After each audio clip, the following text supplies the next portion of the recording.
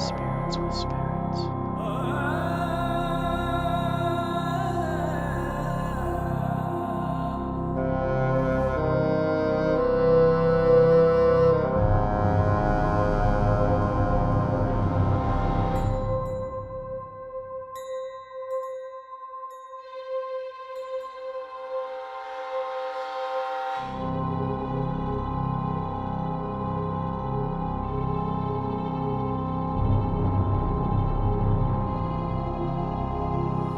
Spirits with spirits.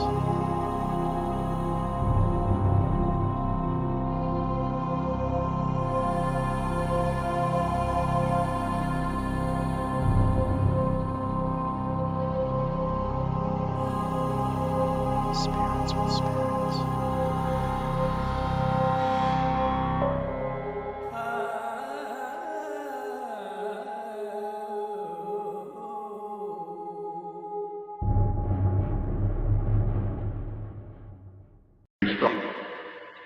All right, ladies and gentlemen, we are live all the way from Colorado and California.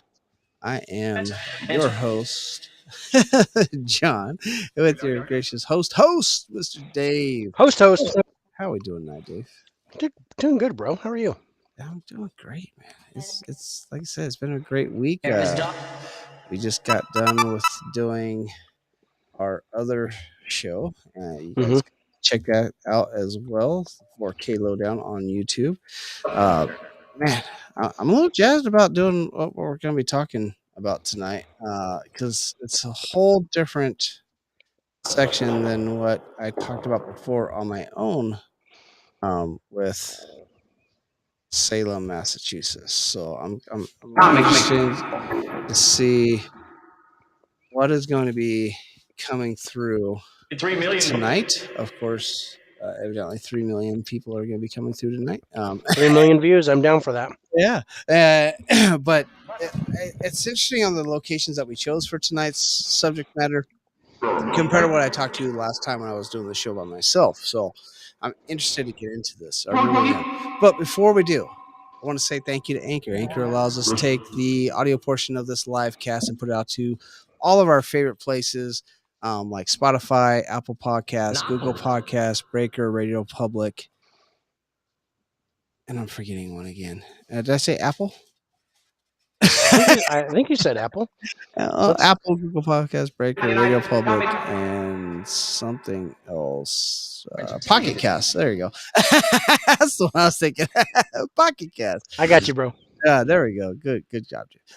And they do this completely for free. In fact, they'll even sponsor you. So if you guys are trying to create your own podcast or whatnot, go ahead and check out Anchor. They are freaking awesome. And I also want to thank Restream. Restream allows us to do the multicast where we can not only be on our Facebook Spirits page, we can also be on the YouTube page, Twitch, Twitter, Vaughn Live.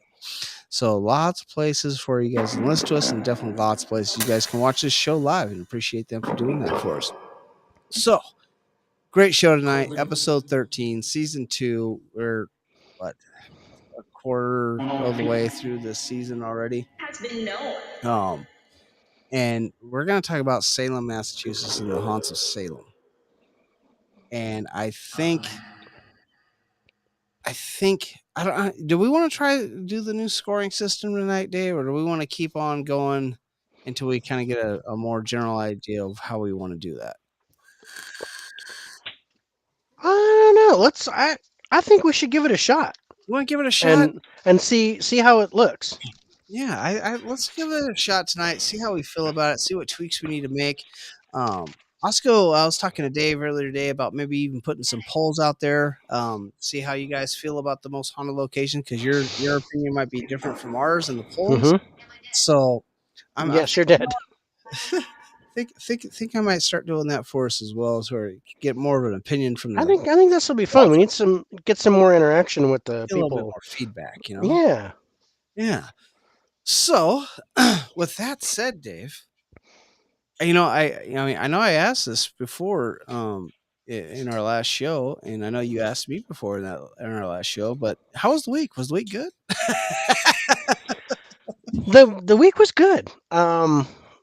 Work was good. I watched a bunch of movies, which is always good for me.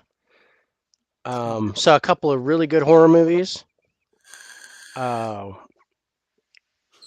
Yeah, but I know yeah, you told me what you watched. That was those. I haven't watched that. The one you watched was Scream. The double feature you said you did. yeah, I watched Halloween Kills. Halloween Kills. I haven't watched that yet. I'm gonna God, have to watch I that. loved that. I wasn't, I came in not expecting anything because the Michael Myers reboots have been kind of meh. Yeah. Um, but the gore level in Halloween Kills really good. I mean, spot on. Oh, nice. And I really thought Halloween Kills was better than Scream. The new Uh, Scream, right? yeah, the new one. I'll have to check Halloween Kills out. I I did enjoy the new Scream, by the way. I I thought I enjoyed the new Scream. pretty good job. I enjoyed the new Scream. I gave that a 7, but I I didn't gave realize Courtney Cox have done that much cosmetic surgery. Holy cow! But yeah, you she know, still looks dead. yeah. But yeah, so shit. that I think that gave me an extra point on my jump scare because I saw her come on camera. Oh, that's so bad. She's gone a long way since Friends. Let me just tell you. Stay away from the knife, Courtney. That's all I'm gonna say. But no, I enjoyed the movie Scream. Mhm. I think they did a pretty good job with it. I like the storyline. I like the twist. It was good. Man, we're gonna have to talk about that on the other show. But no, tonight we're talking about Salem. We're not talking about mass murderers. Well, maybe a little bit, but Yeah, we're yeah. not talking- There might be one or two that we're gonna talk about. but there's 5 certain locations that we're going to talk about, and like I was talking just at the beginning of the show, none of these 5 did I talk about when I did this show by myself, which I found very interesting. So you're like hitting me all this stuff. I was like, yeah, I like that one, and I want to talk about this one for sure. And you're like, let's talk about this one. I was like, yeah, this is great because I don't know why I didn't talk about these places before. So it's going to be interesting. So, but before we really get into the places we're going to talk about, let's talk about a little bit of the history of Salem itself, Right. because I think that has a lot to do with what we're going to be talking about. And of course, we'll give you a little bit of the history of the places we're talking about as we're going along. But I think it's important that we talk about the history of Salem. Yeah. And I mean, because there's one major incident that basically sets Salem apart from any place, other haunted city. any place in the United States. I can't say in Europe because they were. I can't say in Europe, but any haunted city that we've talked about so far, Salem is kind of set apart because there's one particular event that really kind of put all this in motion. And that would be, of course, the Salem witch trials. That's the witch trials. Yeah. Which. And why I'm getting a lot of okay. And my phone just said guilty. Guilty. Oh, that's not good. Someone didn't like it said I see you and then guilty. Oh. What are you guilty of? I have been known to do a spell or two. I don't want to, It's just for protection. I'm not a witch. But so, that's really interesting. We talked about Salem witch trials, and it's like guilty, and I'm like, damn. Well, let's talk about trials. So, in your opinion, I mean, Mhm. that is the huge history of Salem in the United States here. I think it's a black mark on what we did as a young country. Yeah. But what do you think the percentage wise of what? How many people did they kill? 23 in all? Well, 25 altogether died. 25 in all. One male, 24 One. women. So, no, it was a different. 14 women and 5 women were hanged. Yeah. One other man was pressed to death. Yeah. Because he refused to make a plea. Yep, Giles Cory. And then I've got quite a bit of stuff on him. And then 5 actually died in prison. I thought I was in the 20s on that, but yeah, we're in the 20s. It's 25. Okay. But You just and they say at least 5 people died in jail, but that's all I have is at least 5. I don't have like an exact number. So let's talk But about over 200 people were accused of witchcraft between February 1692 and May of 1693. Yeah, what? Just over a year span. Yeah, maybe a year and a quarter. Like, so in a year and a quarter I won't leave. that this happened, you got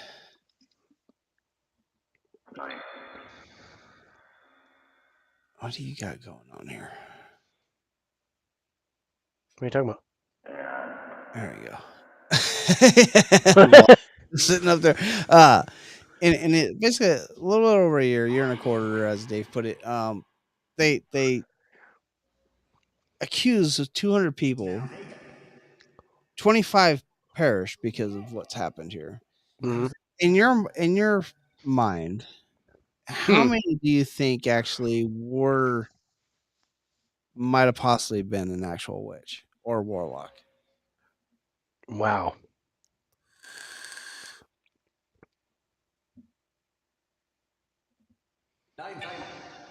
I don't. 99, it said. 99. So 99%.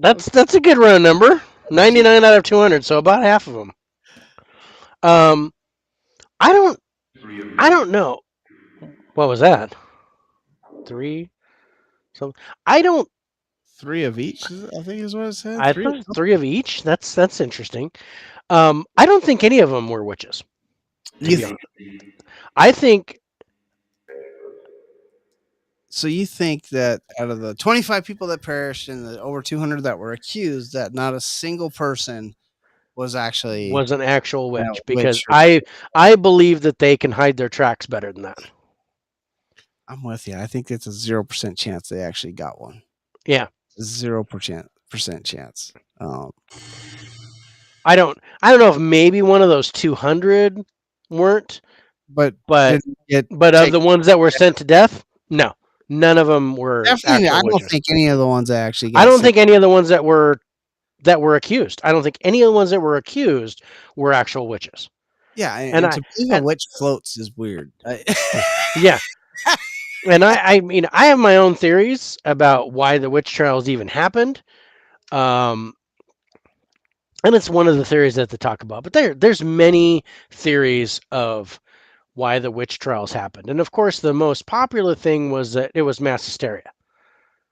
Yeah, it kind of was. It was just kind of a there's a term for it, like when a group of people kind of get like angry mob status. Oh yeah. And they were just everywhere they turned, it was, you must be a witch because you have red hair, and you must be a witch because you had an affair with my husband, and it was sexually, or he looked at you sexually, so you must be I looked at her sexually, she must be a witch. No, it's, she works out, she does Pilates, whatever it is. Just because she wore spandex that day does not mean just because you wore spandex in 1692. This spandex is a privilege, not a right. That is true.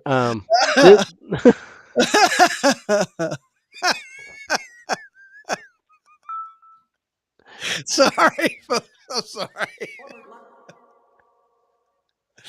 But yes, I agree. With the spandex comment, or with the with the other one? Is it wrong if I say both? No.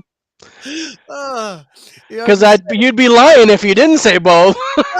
I shouldn't wear spandex, folks. I'm just saying. I'm gonna put it out there. No, I do not deserve spandex. There's no way. That is not a privilege I deserve. That's like 2 rubber bands on an egg.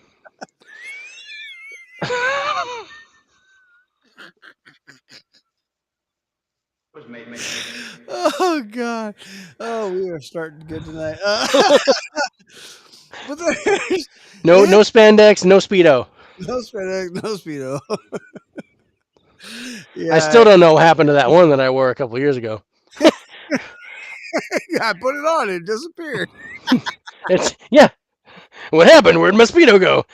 My phone just said, "Leave me alone, mother." Oh, wow. Oh, that's interesting. Like that whole full sentence? No, it was "Leave me alone, mother" as a Other. separate word, but it Oh. was right after the other. And I just got iron. What do you mean what? What? That's all. What? What? What? You're Oh, very talkative tonight. I think I'm gonna have to redo my spell since I'm guilty. Um. So yeah, I was like, I would be remiss if we didn't talk about the Salem witch trials because that's like it's. an I think. asylum. Okay, that's yeah, because they were crazy. They went absolutely bonkers. It was like the Spanish Inquisition. Yeah, it was a black mark of European history. Yeah. But it feels like if you really think about the Salem witch trials and you think about the Spanish Inquisition, they really do coincide with each other. Yes, major. Uh, I think that's kind of what brought the mass hysteria over into Salem when things were happening. Is they even actually had an inquisitor there during all this time. Yeah. But it's Sure. interesting. My phone said sure. Yeah, so I think you have to correspond with those two together. Even though at the time the Salem witch trials was happening was at the end of the Spanish Inquisition. Yeah. So I think those kind of go almost hand in hand with each other. Um, Yeah. I could see that. but Salem, I mean, definitely, probably when you think of Salem, Massachusetts, the number one thing that you'll probably think of is the Salem witch trials. Mm-hmm. Even though they've probably had so much more happen there than that. I mean, there's a big fire. They had all kinds of stuff happen in Salem, but Mm-hmm. that's the big thing that really sticks out to everybody. And it kind of corresponds to what we're going to be talking to about tonight and what happened in the past with these places that we're going to talk about tonight. So, with the places that we're talking about tonight, where would you want to start? Where would you want to start for Salem? Hmm. Because I'm almost tempted to go straight into Proctor's. I can see that. That's fine because that was the place where they were hanged. Yeah, that's the spot where they hung everybody based off of what was going on. Mm-hmm. Uh, Yeah. I think it's a good transition to what we're talking about. Yeah. Good segue. But yeah, it was originally they thought it was at this other place, which they called Gallows Hill. Gallows Hill. Yep. And for the longest time, they were like, "This is where they were all hung." Blah blah blah. But since okay, but since they're, I think maybe like 100 years back or something like that, they finally went, "Oh no, it was our evidence shows that it was actually here at Yeah. Proctor's Lodge." Don't tell me to be quiet. I'm not allowed to talk about that apparently. Okay, we'll change subjects. Yeah, be quiet. All right, telling me to be quiet. Okay. Yeah, okay. Um, but yeah, Proctor's Ledge is really interesting. So yeah, and what does it say here? So the So Salem witch trials that took place from 1692 to 1693, many townsfolk of Salem, Massachusetts lived in sheer terror and chaos. More than 200 people ended up being falsely accused of witchcraft in what ultimately turned out to be mass hysteria run amok. Many people feared for their lives during the trials. Oh, excuse me. And rightfully so. Witchcraft during these dark days was punishable by death. Although it is considered silly to most of us today, dark magic was reviled by common folk and officials alike. And during the period in which the Salem witch trials took place, this was no laughing matter. Oh, can I? I think it's a good picture to share of Proctor's ledge. So I'm going to share that and let you. Where am I going?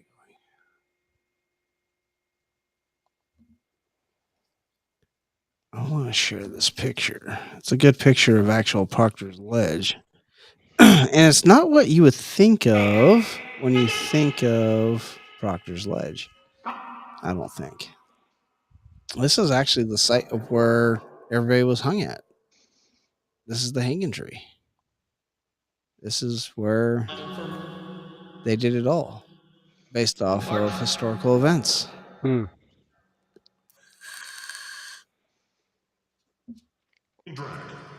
Yeah, so what I read about that, so they talk about there are over 1,000 documents from the Salem witch trials, yet none of the accounts specify where the hangings took place. Gallows Hill was once thought to be the execution site, but the slope of Gallows Hill made it unlikely. For the carts carrying the accused, Gallows Hill would be too difficult to climb. Salem's executions were also public events, and Gallows Hill is blocked from view by Ledge Hill. Proctor's Ledge is, by comparison, lower and more visible. Proctor's Ledge therefore made the witchcraft executions an unrestricted spectacle, shocking or sickening those that are not yet subject to Salem's superstition. So, Yeah. I mean, there's still, it's not pinpointed, but they were like, dude, this is a more likely spot because. And where was I? I saw something. Something called Digging Up the Dead. In 1700, Robert Califf wrote that Burroughs, and I just got Joseph, wrote that Burroughs, a victim of Salem's witch hysteria, was dragged by a halter to a hole or grave between the rocks, about 2 feet deep, his shirt and breeches being pulled off, and an old pair of trousers of one executed put in his lower parts.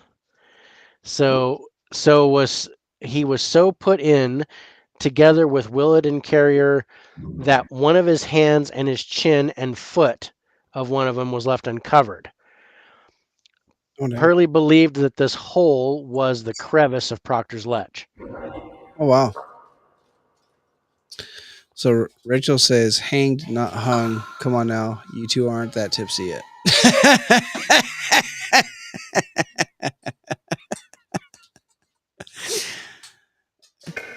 Isn't hung past tense for hang? You don't say, I hanged. That depends on if you're a porn star or not.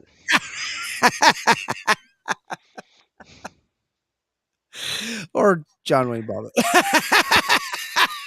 I used to be hung. I used to be hanged. No, it's hung. That's not. And mine just said Lady of the Night. Bless you. That's awesome. I'm tipsy enough.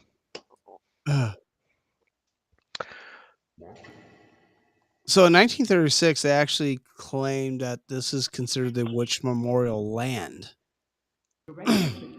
Proctor's Ledge.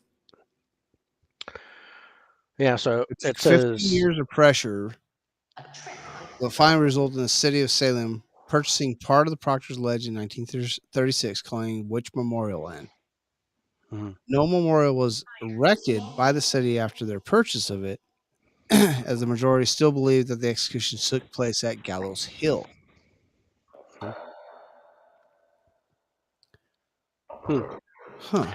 Proctor's Ledge may be named after John Proctor, one of the accused. Yes. Or Proctor's grandson who later purchased the land. That's what you were talking about. Yeah. John Proctor had been hanged in August 1692 after a much publicized prosecution. John Proctor had doubted the validity of witchcraft during the trials, accusing the afflicted girls of faking their fits. Proctor went as far as to say that any devil in Salem was within the accusers, not the accused. Yet John Proctor wasn't convinced of witchcraft until the execution of his sister-in-law, Rebecca Nurse, and the trial of his third wife, Elizabeth. Proctor's former servant, Mary Warren, maintained that Proctor had attempted to assault her for putting up a prayer bill. Warren added that Proctor had forced her to touch the devil book.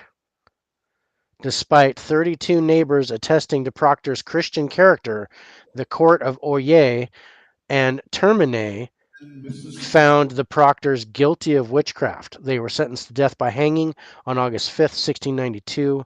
John Proctor was executed at Proctor's Ledge on August 19th. That's crazy. So two males, I should say, got killed during the Salem. I thought it was only one.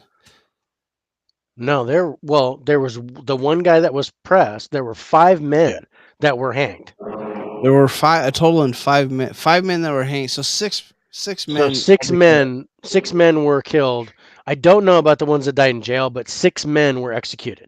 And 14 women and 6 men. So that's 20, and 5 people died in jail, is what they said. Yeah. Wow. At least 5. That's interesting. I didn't realize that.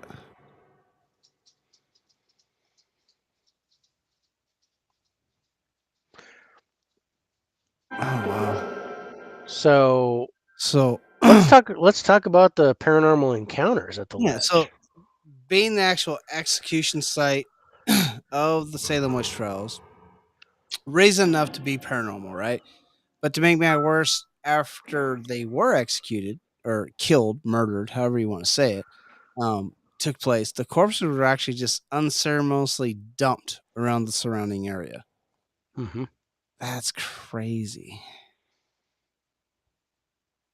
So they weren't buried, they weren't consecrated.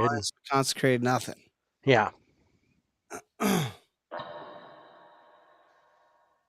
Yeah, they say because it was considered dangerous back in Salem's early days to touch the corpse of a witch or a warlock. None of them received an actual proper burial.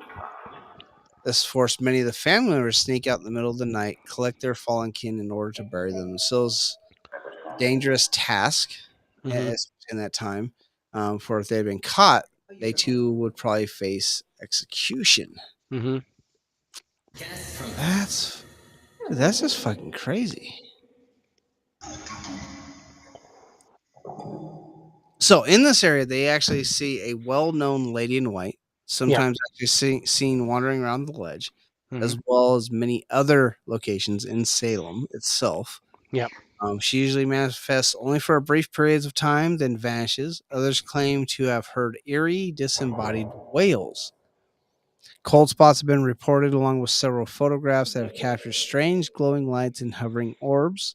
The crevice is considered to be the home of several apparitions that belong to the 19 innocent victims of the Salem witch trials. Really? Okay.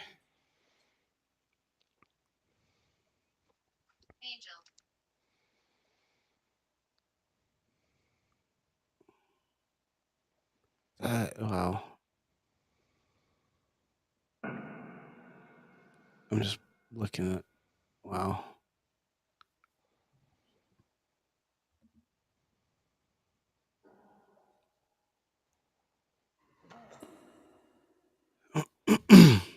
Oh wow! Have you seen the picture of the memorial that they put up over there? That's interesting in itself.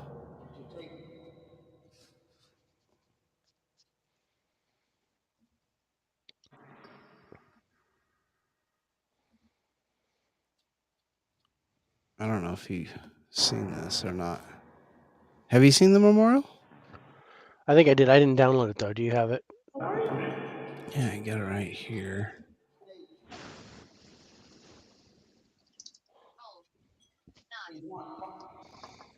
Oh, you threw me off. You got rid of that other one. That was from the other show, bro. Yeah. I know, it threw me off though. I was like, why is there only 2 there? That's weird.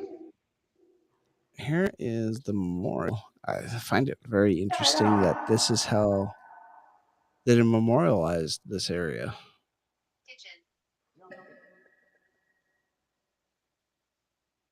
Interesting, though, right? Yeah. On how that memorial was built. I mean, to me, it feels like they believe that the people that died here, just looking at this memorial and how it's built, it seems like they believe that the people that died here were actually witches. Or is that just me? Is that I don't know what feeling you get from that picture, but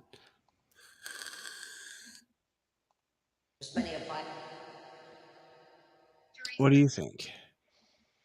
Teresa. Teresa's not on yet. Yeah, Teresa's not on yet.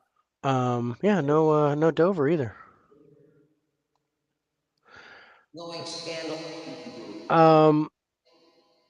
I don't know. I get sadness from this. Okay, I can see that. I get like a sadness, and it's um the rock wall is beautiful, and there's no mortar. There's no mortar in there either, so it's really well done. But yeah, I don't know what it is, but I look at this and I feel sad. I can see that. I can see that. I mean, just the fact that 19 women, 6 dudes, 5 dudes, 6 Six dudes, dudes, some like 6 but dudes. the one dude, Giles, that was not hanged. Yeah, press. He was pressed. I'm like, he was sent. Yeah, it's a beautiful wall, but yeah, it's really sad. And Yeah. I you know what I get the impression, like they put that up so they didn't have to see it, because it's kind of a wall Oh, separating them from the ledge, yeah, I get that. I get that. right? So I get like they're splitting themselves off from it. It's sad. I get the sadness of it, but um like we don't want to look at that because that was a horrible time. Yeah. They're going to build this memorial, but we don't want to think about Yeah, we don't want to see it. it. We don't want to look at it, but it's horrible. It's like, it's like a leper colony. You want to Yeah. make sure you have all your fingers after you shake their hand. Um, but it was, yeah, it's just I look at that and I'm like, oh yeah, um they're like making it so they don't have to look at something that they did that was horrible. Exactly. Yeah, disrespectful. I agree with that. But yeah, I get a sadness when I'm looking at the stones that are jetting out, and I'm guessing there's one for each person that was hanged. Um, I think that I get a sadness from that. But the I wall itself, I think they're kind of shielding themselves from that horror, from having to look at that. look at the black mark on their society. Yeah, I can see how you can feel that way. I can, yeah. As we stated before, I'm picking up what you're putting down. yeah. um, so at Proctor's Ledge, did you see anything else besides the lady in white, the orbs, The lady white whales? cold spots, orbs, um,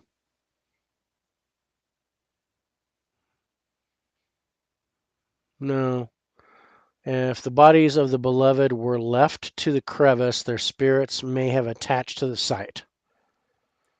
That's kind of what they're saying. Yeah. So I'm getting EVP. So there's definitely voice phenomena with the whales and stuff like that. There are cold spots. There are orbs. Um, I don't see where they said that there's apparitions. No, the only thing apparition wise was lady in white. Yeah. That's the only apparition wise for that man. But she's seen all throughout Salem, from what it sounds like.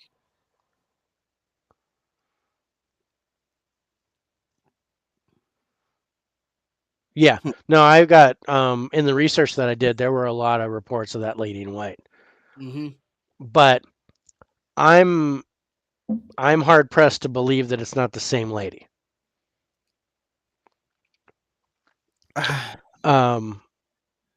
Because there can be multiple ladies in white. It doesn't have to be just one person roaming around. Yeah. So totally different person. I've seen Supernatural. There can be a whole bunch of lady in white. But yeah, no, I'm not getting a whole lot of, not a whole lot of physical interaction. No moving objects. A lot of residual. I think a lot of residual. I mean, the orbs, that could be residual. That could be just floating around. Yeah, just energy. Because they weren't laid to rest, so they don't know where they are. They're just kind of there. Roaming, yeah. They're just kind of floating around with no purpose, no idea that they're even dead, probably. So, all right. So with Proctor's, let's talk about this new scoring system. Okay. Now, we're going to do like the 5 category? So I did 10. Okay. So I did 10. So the first 5 are the different types of haunts. Okay. And then the last 5 are the manifestations, like evidence that they've uncovered, right? So so the first thing is residual. So I think we've got a lot of residual here. I think this is I think it's probably most, if not all, residual. So on a residual scale, based off of, let's just think about all the places we've talked about before. Mm-hmm. On a residual scale, how would you score this on a residual scale? I think I'm at a 7. I was gonna say, I was thinking 7 myself. I was gonna give it a 7. I think there's with the orbs, the cold spots, even the wails that people hear. I think it's all residual energy. I think I would give this a solid 7. Yeah. Now, intelligent haunt. Intelligent. Now this is interesting, and I think this centers around the lady in white. If the lady in white is the same lady in white that's roaming around town, then in general, a lady in white is an intelligent haunt. It's not a residual. No. And the fact that it's roaming everywhere, if they believe that this to be the same lady in white everywhere and described exactly the same way, I would probably score this higher on the intelligent level than I would if it was just this one location. Yeah, if it was just in this one location, I'd give it 1 score. But if she's free roaming, then that brings I think that brings that up a little bit. So let's just based off what they're talking about with the lady in white, that it is the same lady in white roaming around all of fucking Salem, not just this area. I would probably put this as an intelligent haunt of 8. Okay. What were you thinking? I was at a 6. You were at a 6. Well, yeah, because I'm still under the belief that it's not a free roaming thing. But if we even it out, it's a 7. It's a 7, right? Yeah. Okay. I can't deny. I don't hate that number. No. Okay. So non-human. There's no non-human going on here. I would put the non-human at a 0. Yeah. Well, lowest we can go is 1. Okay. So then I'd put non-human as a 1. Non-human is a 1. It's no. So we score 1 to 10, not 0 to 9. So 1 to 10. 1 to 10. Okay. And then poltergeist activity. So I don't see any reports of things getting thrown around, or objects moving or anything like that. So would you consider orbs as poltergeist activity? No, I consider orbs as orbs. So a poltergeist activity is when physical matter is affected. I think the temper tantrum of a ghost. Yeah. or psychokinesis. Okay. A psychokinetic manifestation can do that too. So again, 1. I think I'm at a 1. I might go 2 because the lady in white, I think there's a potential there because it's intelligent. But there's no. But there's no evidence of that. There's No ev- no evidence of anything being moved or anything being touched. So yeah, I'd go one there. Let's go I'm one. gonna go one. Okay, so You say now two, I have to go two, but if you're saying one, I'm gonna go one. Yeah. I'd max go two, but that's not because of evidence. That's because of potential, I think. Okay. And then So I'm thinking about changing it to a two, but we'll come back to it. okay. So now the last of the 5 is the history of the place, and I think that's an important score. Now history, that's a I'm high number for me. Yeah, I think I'm at a 10 for the history. I mean, Because this is where they were all hanged. This is the Salem witch trials. This is where everybody was executed. Most everybody was executed. And so, yeah, I think this is an important historical spot. 10. I would agree with a 10 on the history of the location. Yeah, and I'm gonna write 2 poltergeist activity because you just seem to be down on that too. I'm down on the 2. It's just I don't want to give it a 1. Yeah, and we round up. So 1 and 2 We is round up 1.5. Then we round up to 2. All right. Yeah. Okay. So now we have the types of evidence that has been discovered, okay. right? So there's physical. That's okay. So that's like being touched or pushed or hair moved or or actually seeing something physical, or is that a different part? That's a different thing. That's apparition. Okay. So this is all about this is all about being physically touched. Physically touched, stuff being moved, things that okay. Yeah, there's an objects one too, which is about objects being moved and seeing objects, but the physical is actually about physical contact. Okay. And say goodbye. Which I don't see any reports of that. So no, I think I'm gonna have to give that a 1. A 1, yeah. That's a definite 1. Okay. Voice phenomena. So there's definitely the whales. So EVP. Yeah. Or no, you're just any type of voices. EVP counts. Voices that you hear, sounds that you hear, things like that. I think that's I like that one. I'd give that. I mean, you hear the whales throughout the night. I think I'm at an 8. Yeah, you give it an 8. Yeah, I think I'm at an 8 because that's kind of the primary thing that they're getting is the whales and the sounds. Yeah, I think about that 8. Yeah. And if you go 5, then that would be 6.5. We run it up to 7. 7. Yeah. I go 7 on that. Let's go 7 on that for voices. Okay. So then the third thing was objects. And so that's like objects moving, seeing objects. Now, does that go in with the orbs? As seeing objects? That can go with the orbs, but I do have apparition, which that's more like seeing body parts and heads and stuff like that. But orbs kind of go with that too. But objects can be orbs too. Objects can be orbs. Yeah. Okay. No, I know where that last one is feeling, right? So you got manifestations and feeling. Yeah. And I'm going. I had something for electrical too. Okay, so objects. I would give objects a. Let's do objects would be like apparitions, orbs, things like that. Things that are seen. Okay. Yeah. Well, if we're just going by objects as things that are seen, you have the Lady White, you have the orbs. I would have to go at least an 8 here. Yes. I think I'm an 8, maybe a 9. 8, maybe a 9. Well, if you say 9, I have to put right down 9 because that's the roundup. Yeah, let's go 9 because we got Lady in White, we got orbs. I think that's kind of one of the main things that they're getting. It really kind of is. Yeah. Talk to me. I'm trying to talk to you. We're trying to talk to you. Dang it. Okay. So physical, voice phenomena, objects. So I had like electrical issues, which there wouldn't be any out here. No. But that's like lights flickering. Yeah. Elevators going in the wrong spot. things like that. Yeah. Like electronics draining batteries. Yeah. When you're like filming. You hear about like even the electronic malfunction in this area. Yeah. So I like the electrical portion because it's not just specific to buildings. It could be your own equipment malfunctioning in a Yes. specific area.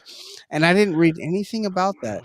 I didn't read anything into that either, but I don't see that Right. anybody's done real paranormal investigations there. No, I didn't see anything about real paranormal investigations there. I saw Undecided. Undecided. Yeah, I think that's a very good word. So I won. Would you give it a 1? I'd give it a 1 because there's nothing. There's no real electrical going on. Yeah. So let's go 1. Okay. See, even my phone agrees.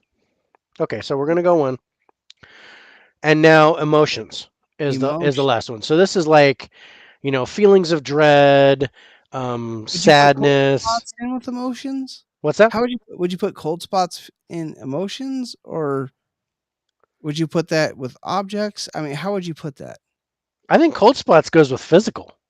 With physical, because you're feeling the cold, so we might have to raise that. I'd have to raise that up to probably like a 5. Yeah, I think I'm like a 4. A 4? Well, then Yeah. we're right at 5. So we're right at 5 anyway. Okay. Because I think emotion is like internal feeling. Physical is like feeling. Yeah, I think cold spots goes with physical. Feeling cold or hot, or touching, or being pushed down the stairs. Yeah. That would be. And that's good because we didn't talk about that on the physical. That's what threw me off. I was like, Yeah. okay, No, but this is the first time we're doing it, so we gotta like figure out what qualifies as what.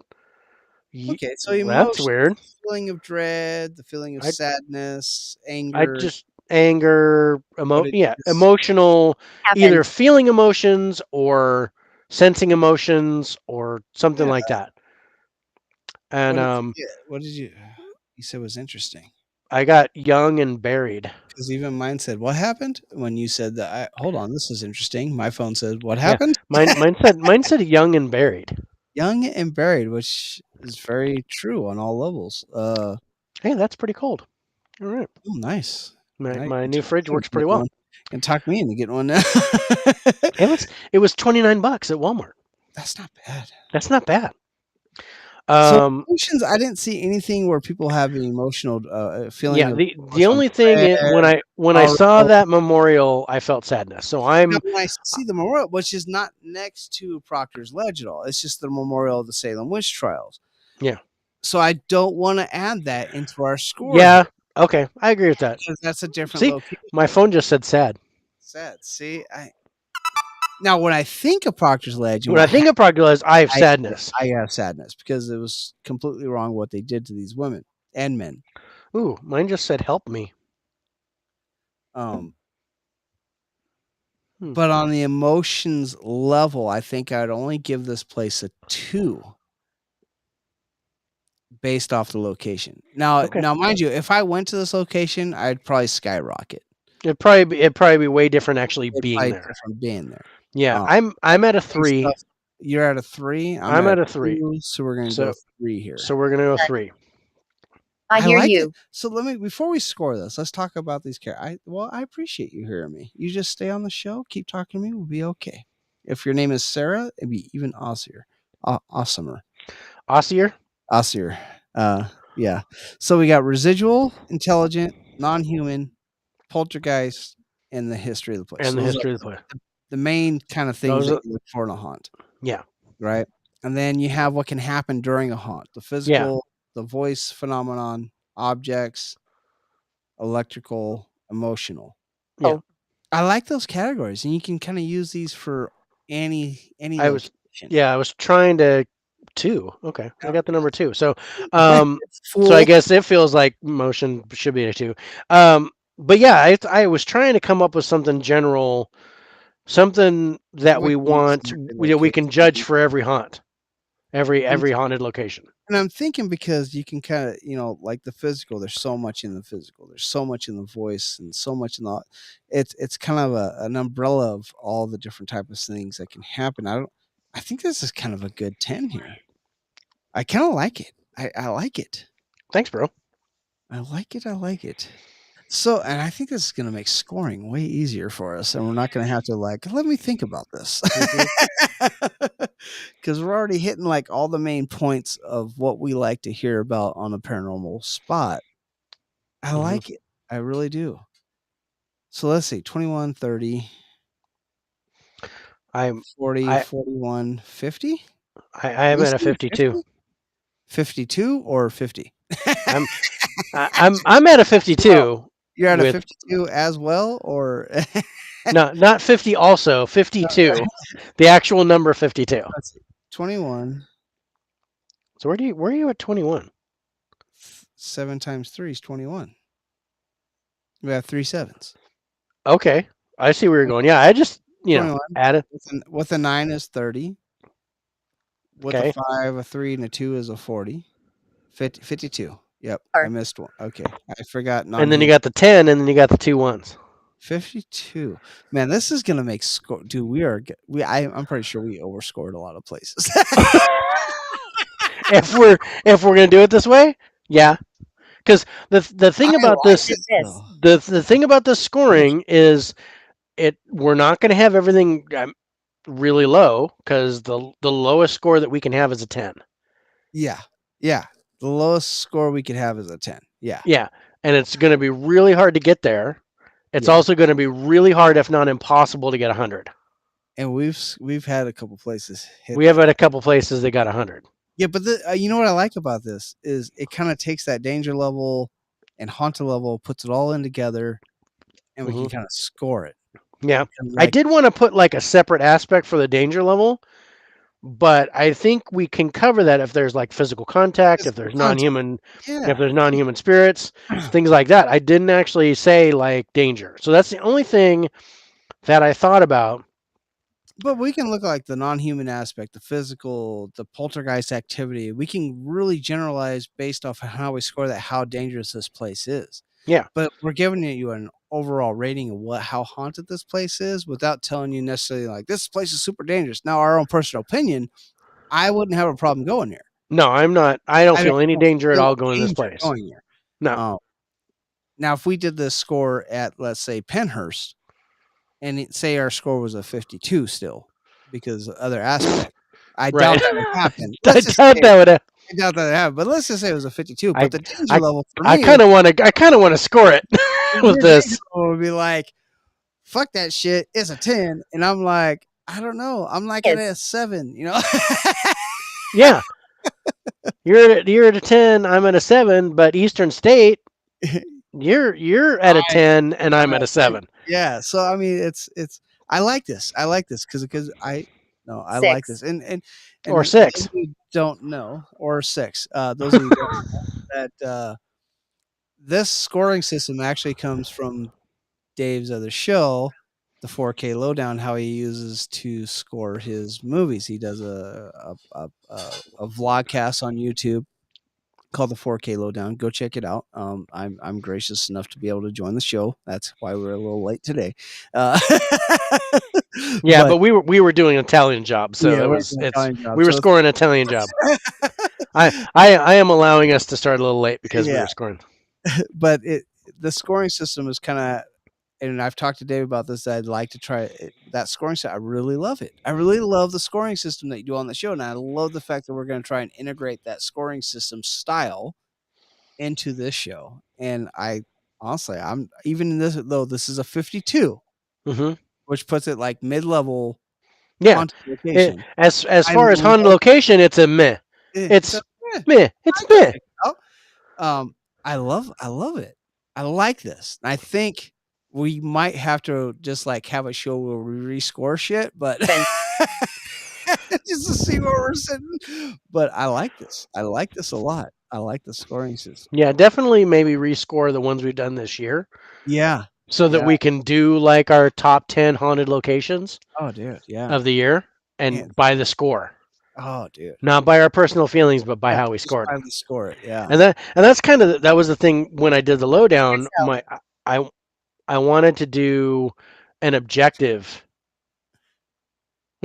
Yeah. Sorry, I said show myself. So I'm showing myself. So, but yeah, I wanted to do an objective view of movies because I have my personal opinion, but I wanted to score. I wanted the score to be objective. I didn't, and I think putting that into this model, it's very an objective scoring system. I think I think it's a way that your bias to the place won't really affect the score. So like my bias to Penhurst, I'm afraid of that spot. I I'm know. literally I I want to go there, but Yeah, I'm afraid. but for it's kind of different. Like I want to go there because it's like one of the most haunted places in the United States, and Yeah. I want to see what it's about. But I don't really have fear of that place. You want to go there because it's like a facing of your fear. You've Yeah. dreamt about that place. You have a natural fear of this place, and to where our scoring system might be a little different, and that's why we average out like say like voice. Was it voice? Yeah, voice. Yeah. Voice, Where I went 5 you and went you 5 and went I went 8. yeah Yeah. you went 9. I went 8. No, because we ended up with a No. 6. No, I was at an 8. Oh. Because you were at a You were at an 5. 8. I was at a 5, so the middle would be Yeah. So 6.5, 6 which and takes us 5, which to a raised to 7. 7. Yeah. Yeah. Yeah, so and that's kind of where we average our own opinions out of how we feel about this place, and we come up with a more objective score or non-biased score of a 7. Hmm. I love this, and I love the fact, and that's why I really wanted to bring the scoring system into this. And we've talked about this for a while, not just like this last Not week. since we just sprung it on it, but it was like, yeah. But I think, but let's I try think the turning point was when I actually got you in last week on the Lowdown on live the lowdown, stream, yeah. and you were actually scoring the movies, and And then you're like, okay, now I get what's going I on. get what's going on. I Yeah. fucking love this. This is great. We really need to bring this in. And guess what? Guinea pigs to you all. We're trying it out now. So, Yep. So enjoy.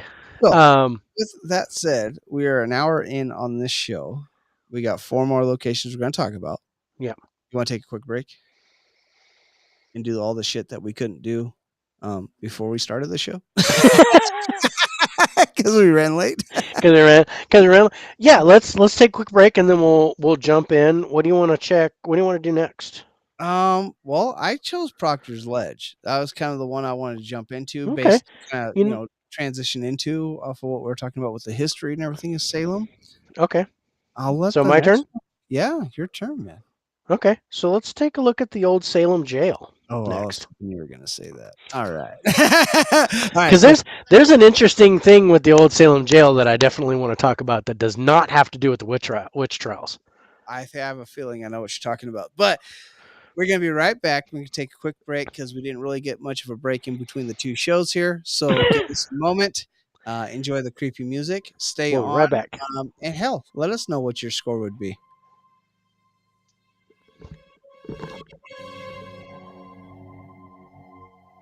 Ow.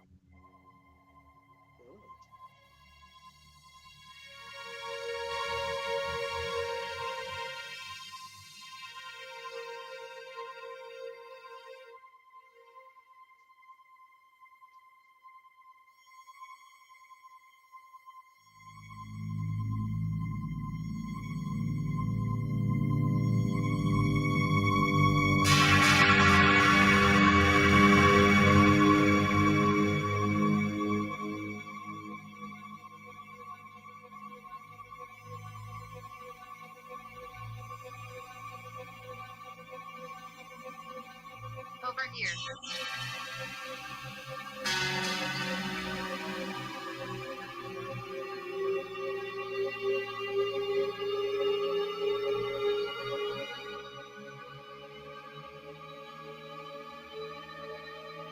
Demon.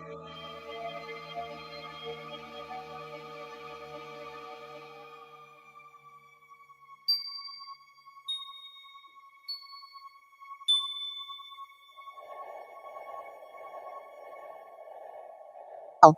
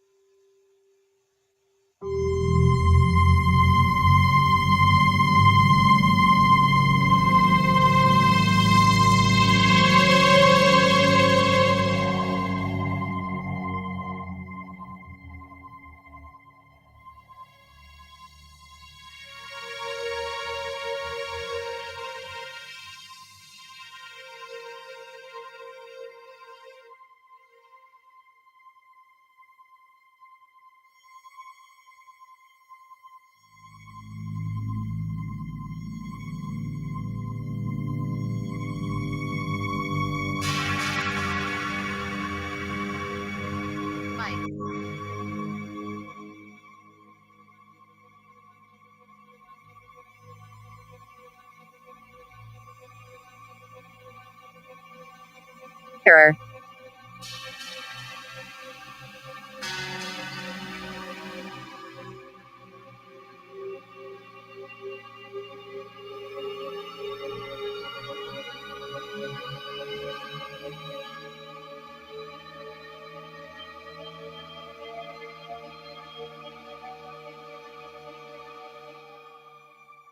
Flames. Yes.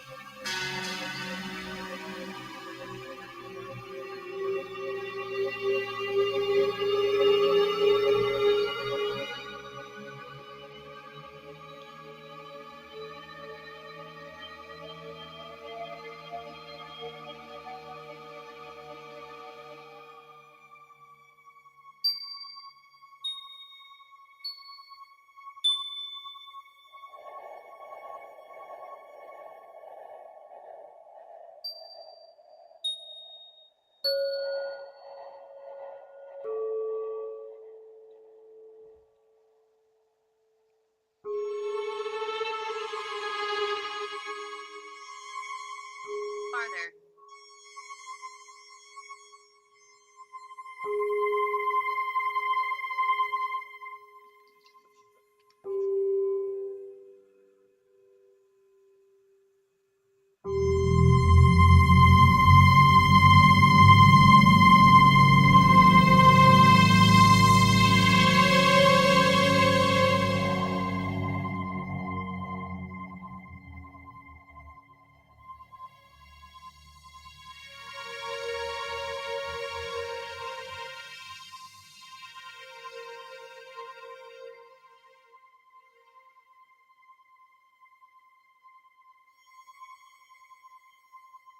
Cursed. Alexis.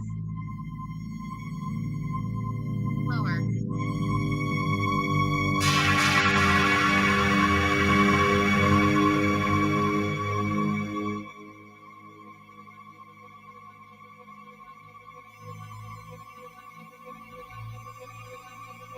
Joseph.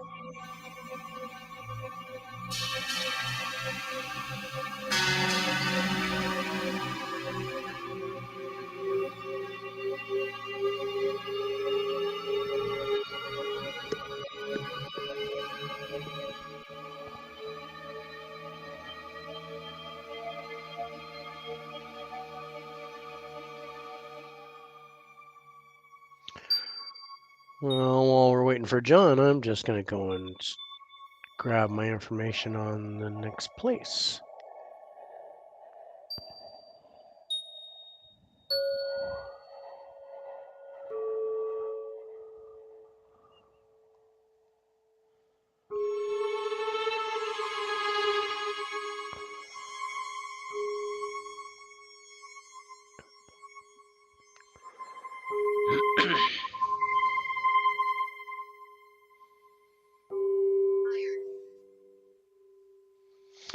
Iron again, huh?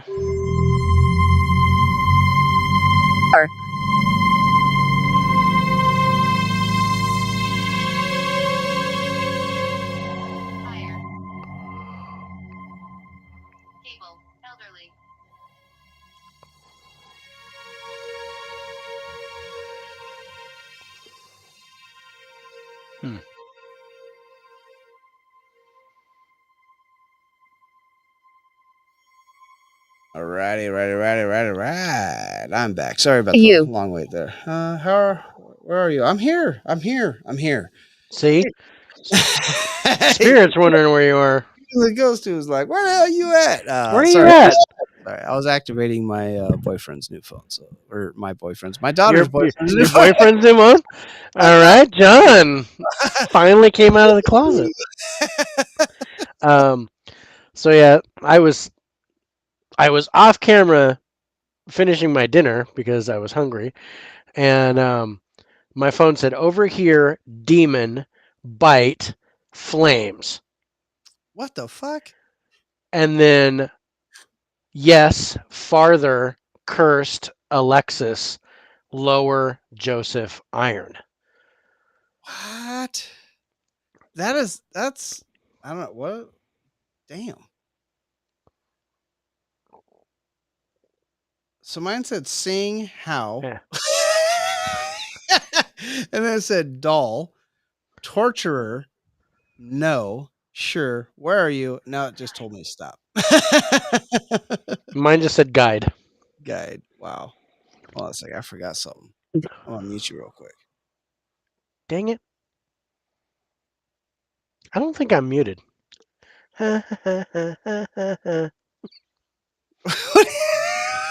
What the fuck was that? I'm muted. You're not. I know.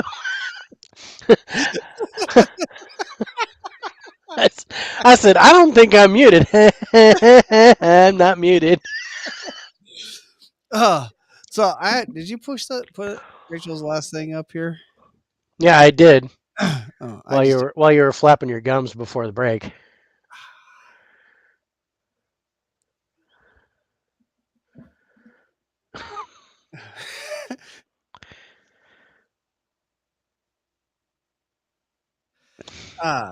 That would be awesome to go there. Actually, Halloween is huge there. There's way too many tourists. I don't think I'd want to go there during Halloween. I don't think I'd want to go during Dia Halloween. de los Muertos, that might be interesting. That might be interesting. I don't see the correlation, except for it being thin at that time. Yeah. Respectful. Evidently, it'd be disrespectful for me to go there during Dia de los Muertos. Yep. I Um, wasn't gonna say anything, bro, but All right, a little pale to be doing that. I get it. I understand.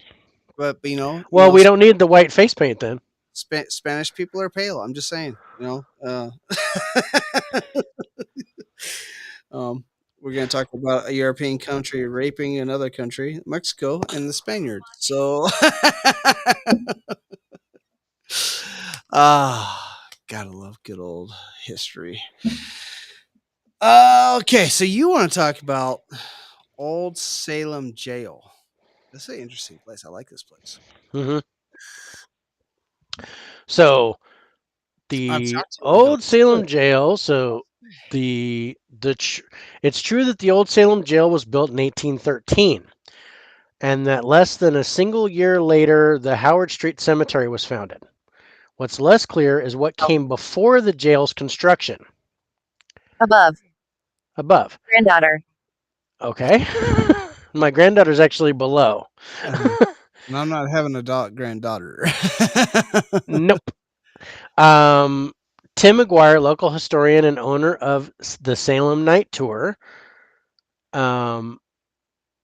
said that back in the 17th century, the property was once the site for Giles Cory's death during the Salem witch trials. According to the history books, Giles Cory remained one of the few accused warlocks during the witch trials of 1692. A man in his 80s, Cory faced prosecution after rumors emerged that his spirit was wandering Salem's village and attacking young girls. Cory adamantly refused these claims and denied any involvement with witchcraft whatsoever. But rumors at this time were also synonymous with guilt, and Cory quickly found himself in a difficult position. He could either plead guilty and a fair trial would ensue, Harry pled guilty. or could maintain his innocence and proper punishment would be doled out. Cory did neither, refusing. Keep recording. I am going to keep recording. Refusing to speak the words that allow the trial to open. So he refused to plead either way. Yes. Acting on the orders of Judge John Hawthorne, the High Sheriff George Corwin, one of the most hated men of the area, dragged Cory to the then empty land. All he had to do was say the words and the trial would take place, but the words never came. And so Corwin and the others laid Cory's body out on the soil. They placed a wooden frame on his chest and then began to layer stones on top of wood, effectively crushing Giles Cory to death. Oh, dude, what a way to fucking go. This method of torture went by the name of peine forte et dure, and according to Tim McGuire, a strangely large percentage of those buried in the Howard Street Cemetery had a similar fate to Giles Cory, in that they were all crushed to death. And they later found out that actually is not correct. He is the only person to be crushed to death. Yes, he was the only person executed in the Salem witch trials that was crushed. Well, nobody after that has ever been killed that way in Salem. Right. They proved that not too long ago. Like everybody thinks that every dude in the freaking cemetery there was killed or freaking being crushed by stone, but it was only Giles Cory that got crushed by stone. Just want to throw that out there. They did some history research on that shit. All right, keep going. Okay. So, according to one particular gory tale, the old Salem jail was constructed with granite from nearby Rockport, Massachusetts. The granite was allegedly salvaged from St. Peter Street, and it's widely believed that the slabs of granite used were once stained with blood from the witch trials of 1692. That also proved to be false. Yes. I like the story though, so I wanted to say it. But yeah, that's complete BS. Makes a good ghost story though. It does. So in reality, the population of inmates had quickly outsized the old jail during the early 1800s, leaving the city little choice but to build a new prison. In 1813, work on that new jail began. So that's where the old Salem jail stands now. In the early days of the federal-style jail, prisoners most commonly met their death by hanging. Yep. Most tally the hangings at an estimated 50 over the years, hangings which allegedly took place in the prison's dining area. Because there is nothing like taking a meal as someone meets their maker at the same time. Yeah, I didn't read that part. Yeah. But not all the hangings were done as punishment for a crime. On more than one occasion, inmates sought to take their own lives because of the terrible living conditions. In 1893, the Fitchburg Sentinel reported that one Charles Kenny of Lynn hanged himself in his prison cell.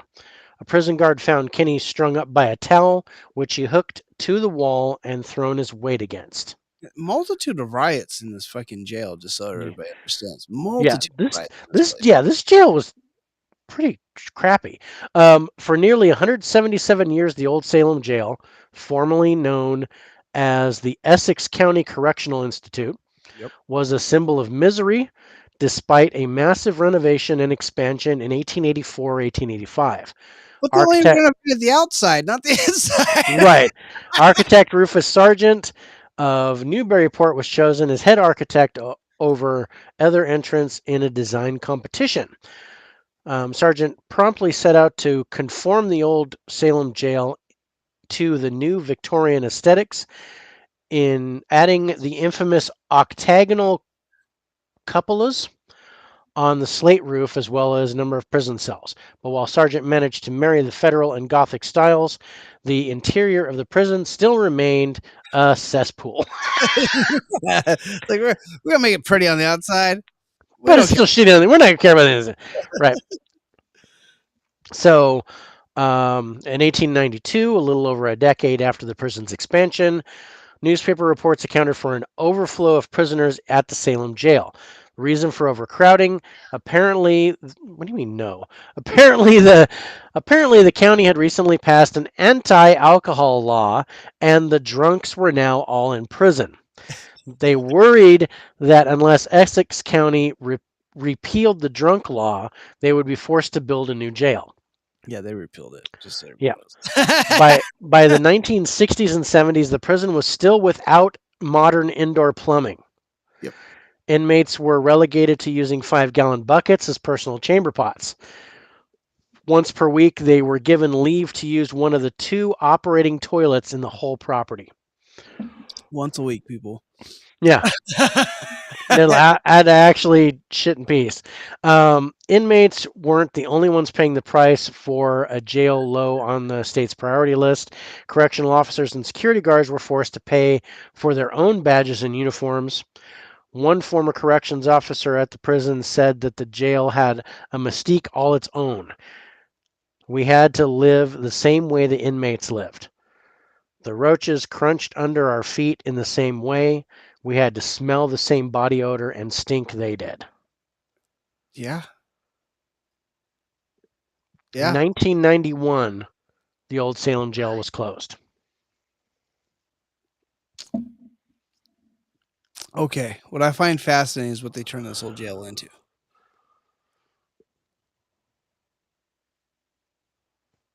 Into a fucking apartment complex. An apartment complex in 2009, yeah. $2,000 a month to go stay at this place. Yeah. Cost $10.7 million to do it. Yeah. I finally found it. They bought this place, the city or county? County, I think. Was it Essex County that bought this place, or was Yes. it? I can't remember.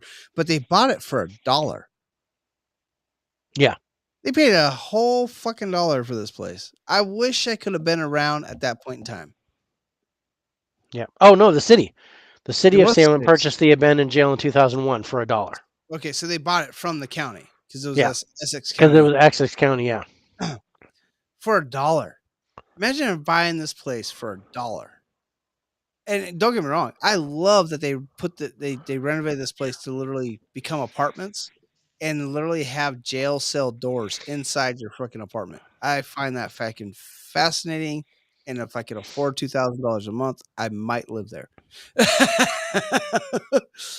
But with that said, let's talk about the hauntings in this place. Yeah. The hauntings in this place, this place was no electricity to this place at all. They've shut down the circuit of electricity to the old Salem Jail. But yet people keep seeing, before they renovate it, kept seeing lights flickering when there was no power going to this place at all. They literally cut all the power to this place. That is crazy. That lights would be going off. That reminds me of the Christmas tree. Yeah, in New Orleans, yeah. In New Orleans.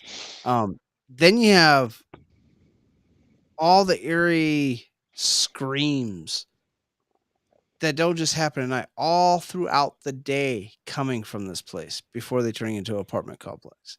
Mm-hmm. The shadow people that people see in this place. Oh, yeah. And one other thing I found interesting in this place is a person that was there.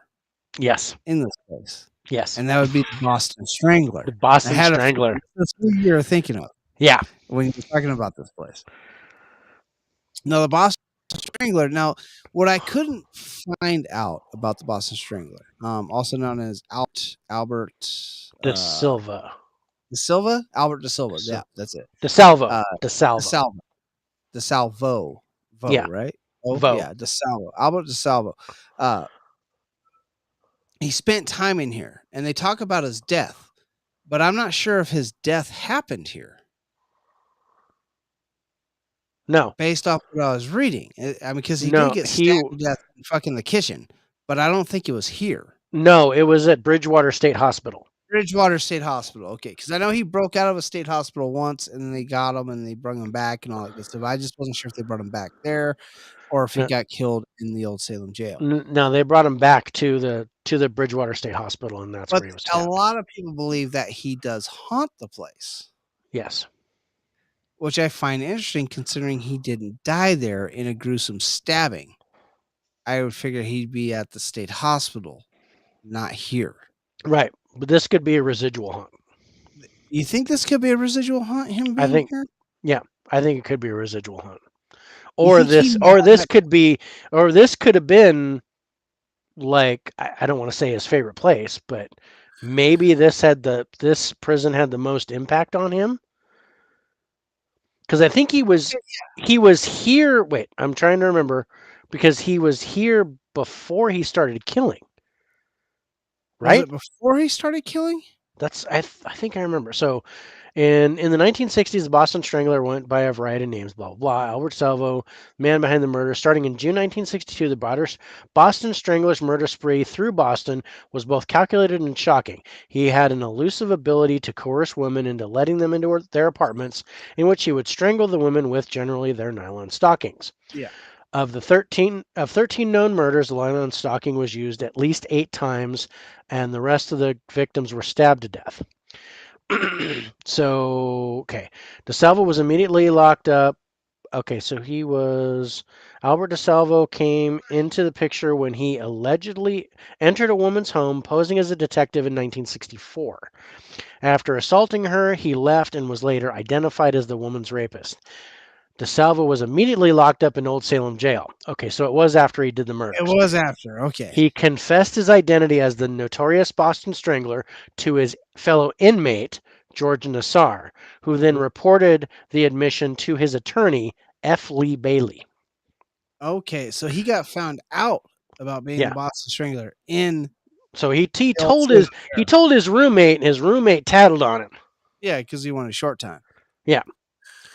And then he was sentenced to life in prison in 1967. So it was in the Old Salem Jail. That's the point where Okay. he wasn't known as the Boston Strangler until he was in there, and he confessed it to his roommate. cellmate.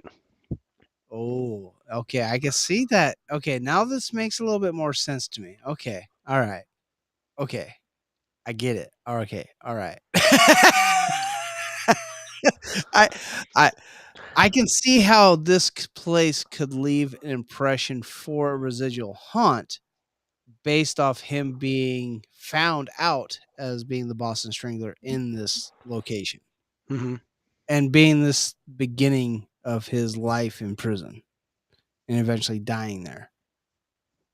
Well, he died in a state hospital, but that maybe in his death state he went back here because this is where he was found out. I can see that. This it might have I been can see this being an intelligent haunt because even though he died in another place, this is where Why are you here? I live here. That's why I'm here. This is where he was found out. This is where everybody knew. No, I'm not stopping the recording. This is where everybody knew who the Boston Strangler was. Yeah, this is where everybody found out who he was. I can see that. I can see how people could believe that he was still here. So with the paranormal activity in this place. So interesting though. So although the Salem jail was built many years after the events of the witch trials, it is said that the jailhouse was built upon an old 17th century dungeon that once imprisoned witches. Imprisoned the witches, yeah. Yeah. This would certainly attribute to the many sightings within the building, as it is believed that the dungeon was never destroyed. That's eerie. Thrill seekers and ghost hunters alike have claimed to have seen apparitions of many, as well as cold spots in certain parts of the facility. Items have been known to move on their own, lights turning on and off, and shadows appearing and disappearing. The spirit of an old prison guard has been seen by residents and modern employees, still carrying his clipboard. Oh, that's interesting. Oh, old prison guard. I see you. I see you too. I do not Previous see it. owners who have since tried their hand at opening businesses within the Salem jail have reported numerous spots throughout the building that have freezing cold air, a sure sign of paranormal I activity. don't see that's a sure sign. I don't agree with that. I don't think that's a sure sign. This is interesting. Women weeping. Women weeping. Combine that with other audible sounds like chains rattling and ghostly screams. Definitely point to the fact of the old dungeon where they kept the witches, apparently. the accused witches. Accused witches. Because over 200 people were accused. So, Yeah. interesting. That is interesting. Start. Multiple fires regularly destroyed the jail over years.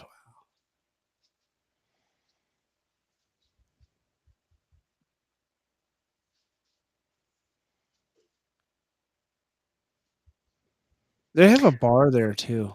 Yeah. And there used to be a burger joint in there too. Mm-hmm. And the burger joint got so much business they had to move to a bigger facility. That's crazy. Oh wow. I like this place. This is a good one. Each of the old cells have been converted into beautiful living spaces with its old stone walls serving to give the entire facility a rustic yet modern look and feel. Wow, that is crazy. To have these turned into apartments. Yeah, it's like there's 22 apartments if I remember right. Yeah. Now just imagine 22 apartments. Oh, 24. 24. 24 residential units. That's 48 grand a month these people are making off of. $48,000 a month. No, don't get me wrong. They put $10.7 million into this place, so they kind of plus whatever the restaurant, bar makes. The restaurant, the rental of the restaurant. I mean, man, what a great location to buy for $1 and have that shit explode in there. Oh my god. Mm-hmm. I like this location. This is a good spot. I like the old Salem Jail. Yeah. I'm just pulling up here to see if I had anything else on. Yeah, that's all I had. Yeah, that's the only thing I found on them. It talks about people that have escaped the jail, but I don't. Yeah. So you got lights flickering. When there's Civil War era spirits. Yeah, I was gonna say they had Civil War era on one there. of the upstairs windows of the jail. It's not uncommon to see a shadowy figure step close to the glass.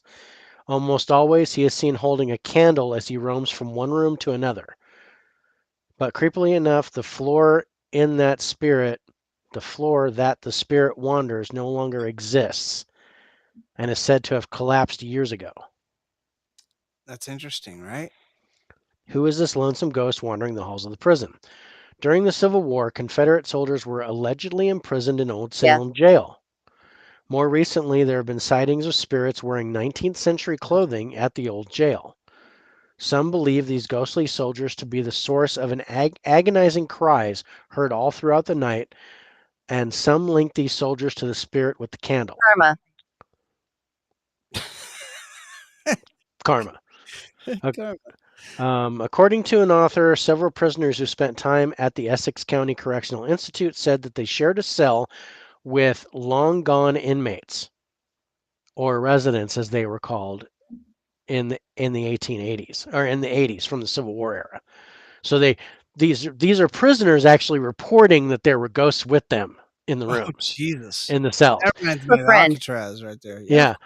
If the gritty tales don't pique your interest, knowing that Harry Houdini once staged one of his great escapes in 1906. Oh, I didn't know Houdini was there. Houdini was there. Oh, he's a big paranormal guy too.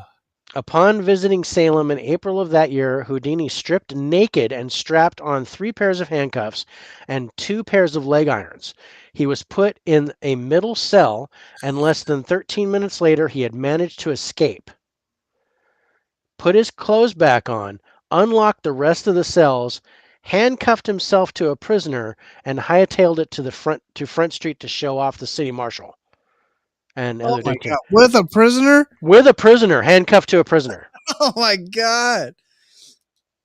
Okay, I got to write Houdini down on this one. Yeah, so entertaining magic tricks aside, the old Salem Jail's history is an interesting one. From warlocks to Civil War soldiers, from Harry Houdini to the Boston Strangler, this jail has witnessed the lowest of the low and the highest of the high.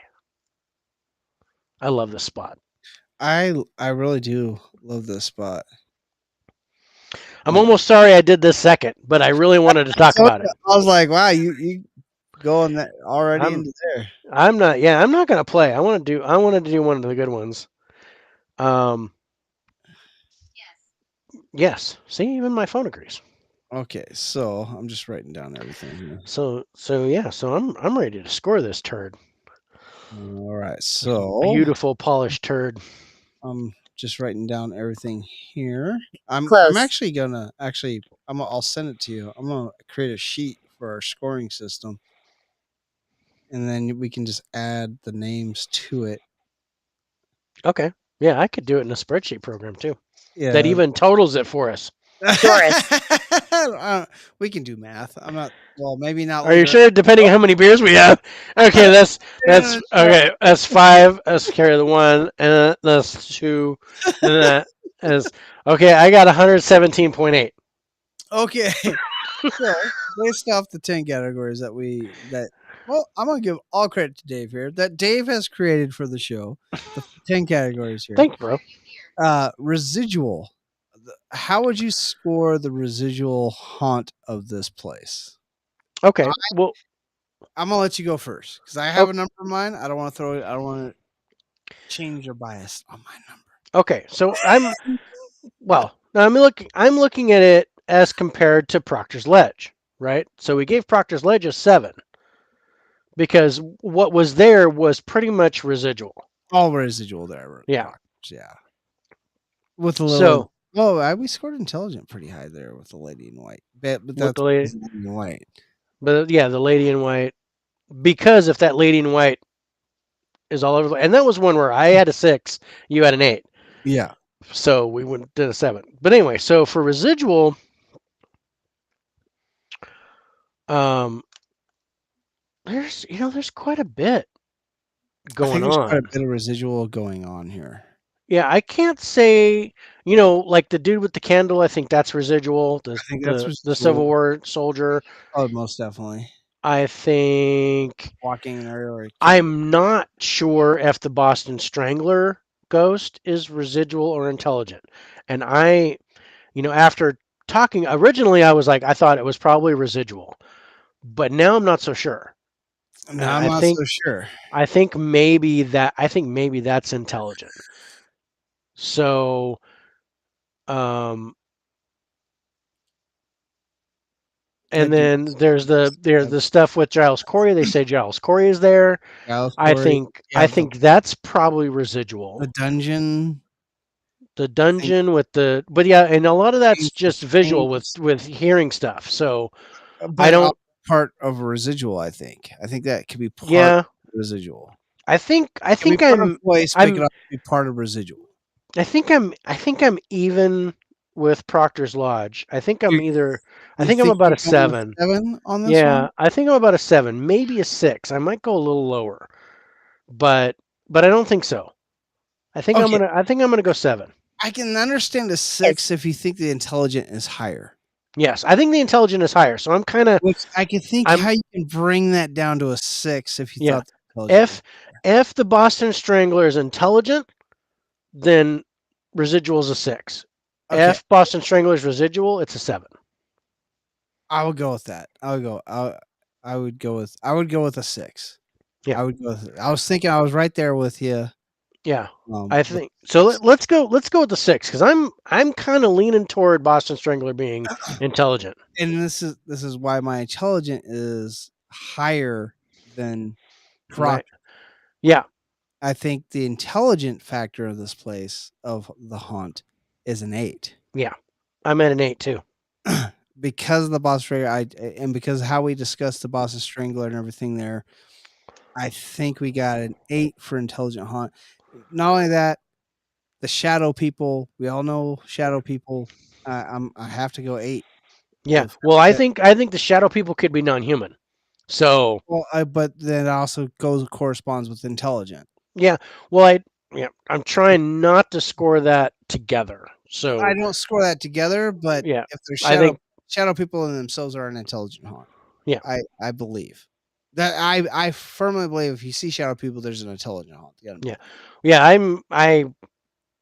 I'd go and say if I see shadow, I don't think shadow people are human, or at least they're not human any longer. Yes. So I think they're non-human.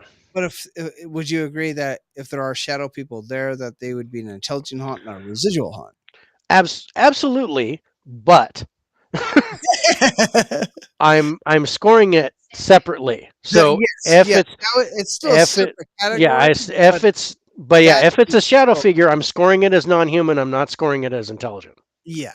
Well, yeah, I mean, you have to score it as intelligent, don't you? I mean, I'm kind of totaling the whole thing. Yeah. But I'm giving the shadow figures more toward the non-human part. No, I understand that part, but if there's a shadow figure there, you have to put an intelligent haunting aspect into it. Yeah, it's like saying it's like you're counting all the tires that you have. So you have like 4 tires that are loose, and then you have your car. So you say you have 8 tires. It's but you really only have 4 tires that are there, and you have the other 4 tires on a car. So that's kind of.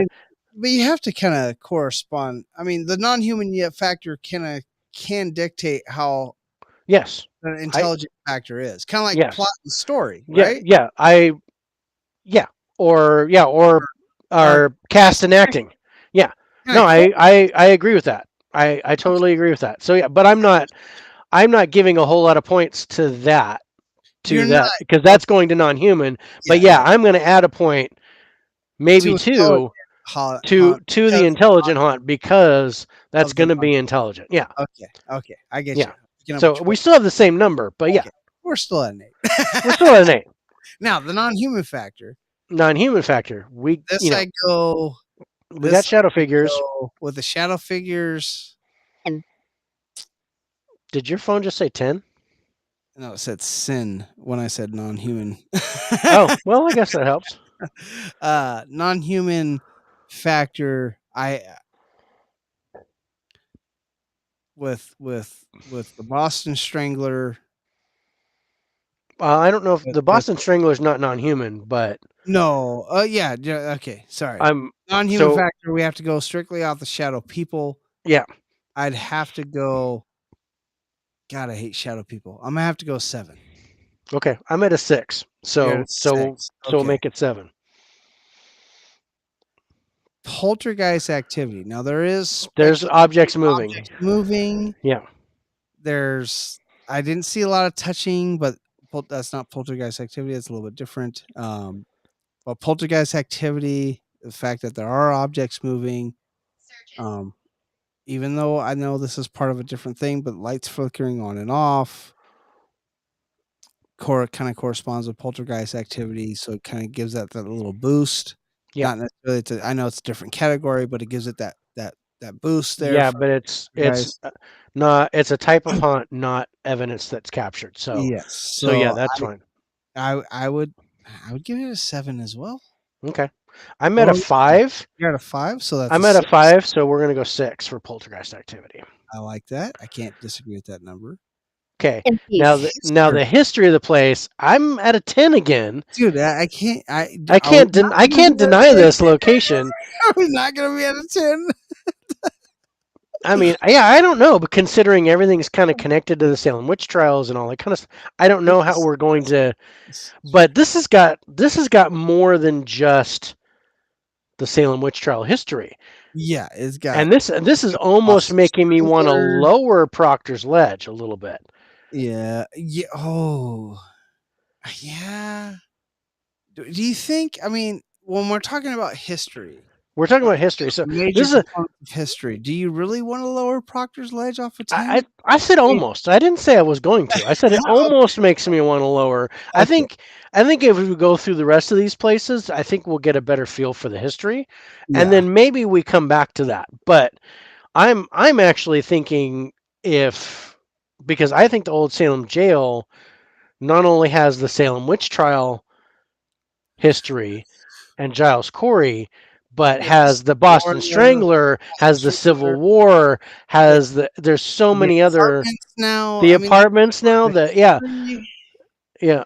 I'm I'm a kind 10. of thinking that that's a better 10 than Proctor's Ledge, because My phone Proctor's Ledge really only has the history of the Salem witch trials. mine says positive. It's a Yeah. positive 10. Positive 10. Okay. All right, I agree with that. Oh, you know what we didn't talk about Hmm. with like the residual was the old guard. Yeah. And I think I have to because I forgot about that. I might be at a 7 with the residual. I might go to a 7 because Would you go 7 on there? yeah, I would go 7 with the old because guard. I think I That's don't know, another portion of residual haunt. yeah, Because we're so that, both pretty solid at a 6. I yeah, think that might put it up at a 7. yeah, the old guard with the clipboard walking around. Yeah. That's a good residual. Okay, let's go All right. 7. Do you agree? Yeah, I agree. Let's Okay. up that to 7. Sorry, that just hit my head. So let's talk physical. So We have objects moving. we have objects How I moving. feel about this shit. we have objects moving. We don't have necessarily people being touched, but the Don't necessarily- potential is there. The potential is there because objects are moving. Yeah. They can touch an object. They can touch me. That's all. I've always keep saying that. So I would automatically start it out of 5. Let's just boop. We're gonna start it at 5 Mhm. for me because that's at midway point. Yeah. So I would put the physical because no one is being touched as of yet that I've read about or anything like that. I would probably still only go as high as a 6 on the physical. I'm at a 6. Okay, so you're right there with me. I like. Yeah. I love the scoring system. I love it. 6. Okay. The voice, the sound phenomena here, Sound I think this is almost off the chart. This is a 9 for me. I'm seriously at a 9. I mean, I could go 10, but I could go, because and the thing. all hours of the day. Yes, we were have hearing cries, chains rattling. I mean, Okay, if you want to, Let's- Figueroa's down south. That way. let's go 9. I want to Let's go go 9. I could go 10, but I think there's more. There could be more, so I don't want to give it a 10. So, okay, so let's go objects. So we've got, this is like apparitions, orbs. Apparitions, orbs, seeing people, Yeah, and then we have to go into like the shadow people again, right? we have to go. The shadow people, the dude with the clipboard, Dude with the clipboard, the dude with the Civil War guy with the candle. Civil War guy with the candle. Way more than Proctor's Ledge, I think. And we gave Proctor's Ledge. We gave Proctor's Ledge a 9. I don't know because Lady White has seen so much. Yeah, And there's so many orbs that are being caught there. I think that's why we gave that a 9. yeah. But I would give a 9 here as well. I'm kind of a 9 here. Because are we seeing full-bodied apparitions? Is that what they're talking about when they see the old man with the clipboard? Yes. In the Civil War? And the dude with the candle. So maybe we overscored objects for Proctor's Ledge? Because Like I said, we haven't gone through all these, so yeah, I'm thinking we might have overscored Proctor. would you give out Proctor's Ledge based off of just the Lady in White and the Orbs more of a 7? More of a 7. 9? Yeah. I think I have to change that. Yeah. And like I said, I'm kind of leaning toward an 8 for the history An of 8. Proctor. Okay. I'm gonna hashtag it parentheses an 8 here. But I think we're definitely at a 7 for objects because I'm definitely probably would be a 9 at Old Salem Jail. Mm-hmm.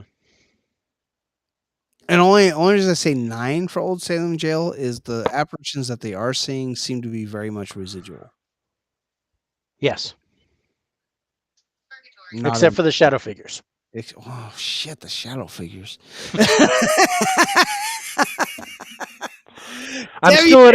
I'm still at a 9. Still at a 9. If somebody actually saw the Boston Strangler, I'd be at a 10. Oh, dude. So, all right, let's go electrical. Now, there's electrical shit happening. There's lights flickering. Shit happening. Yeah.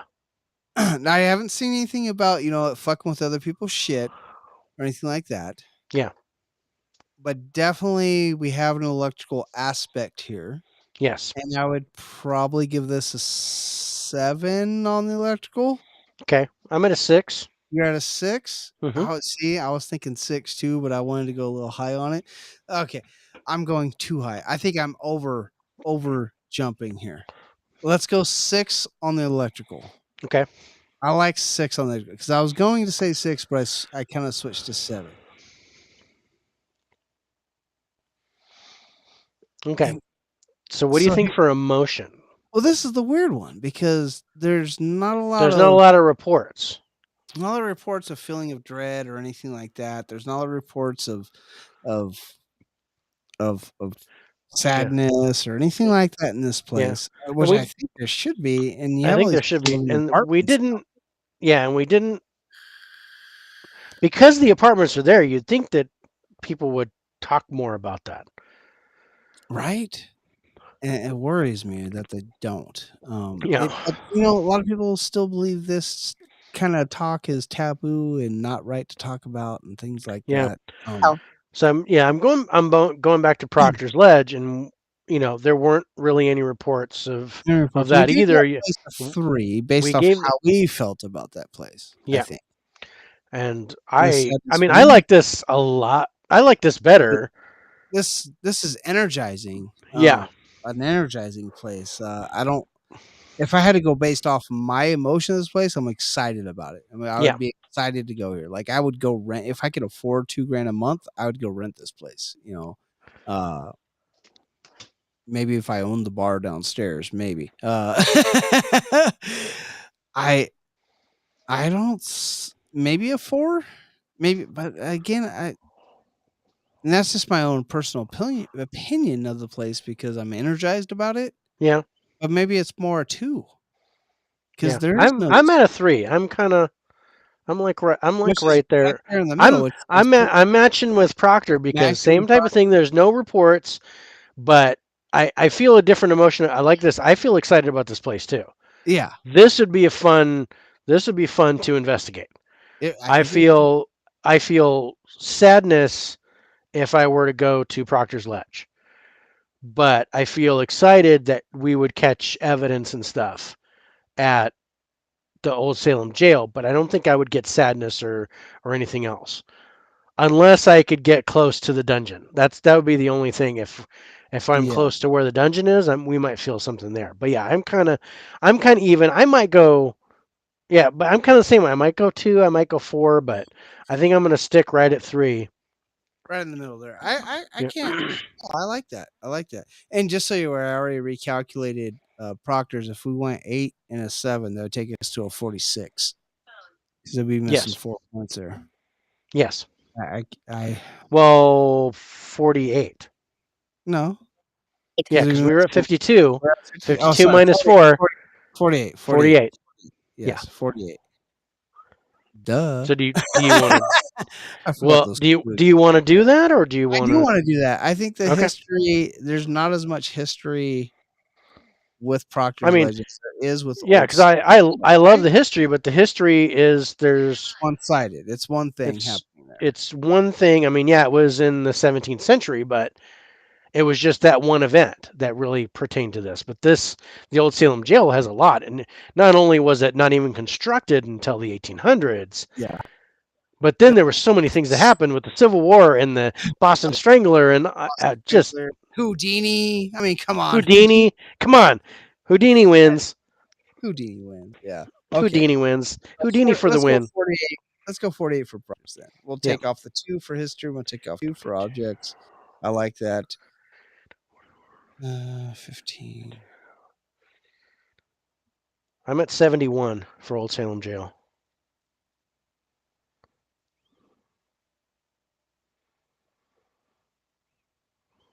Wow. Yeah, 78. Is that what you said? 71. 71. 15, 22, 28, 38, 44, 53, 60, 2. 2, 68, 68, 71. 71. I forgot emotions again. So that's a good high score. Yeah, I that's think. a good score. That's a good score. We didn't have any ones in here. Everything was over a 5 except for emotion. Well, it has a lot of different attributes to this place. Like it hits those check marks that we like to talk about. Yeah. I think. Yeah. Okay. So let's talk Hawthorne Hotel. Oh, nice. Yeah, oh nice. Let's talk Hawthorne Hotel. Hotel, motel, holiday inn. Oh, sorry. More spiritual spirits karaoke. So Hawthorne Hotel, Salem, Massachusetts. Okay, we all know that it's prominent for the 1692 Salem witch trials. Let's Stories of go. haunting, Okay, spirits so. in effect. Oh. Where are you? Salem Jail. Okay. Most of the buildings surrounding the hotel were constructed by the Salem Sea Captains. Wow. Lively group that assisted people in old age as well as people with disabilities. However, the Salem Marine Society was razed to give the hotel more space. Is it razed? Razed? Yeah. Other paranormal activities in the hotel have been attributed to the sea captains who are returning to their gathering place. Oh, I'll have to keep that there. Oh, yeah. Okay.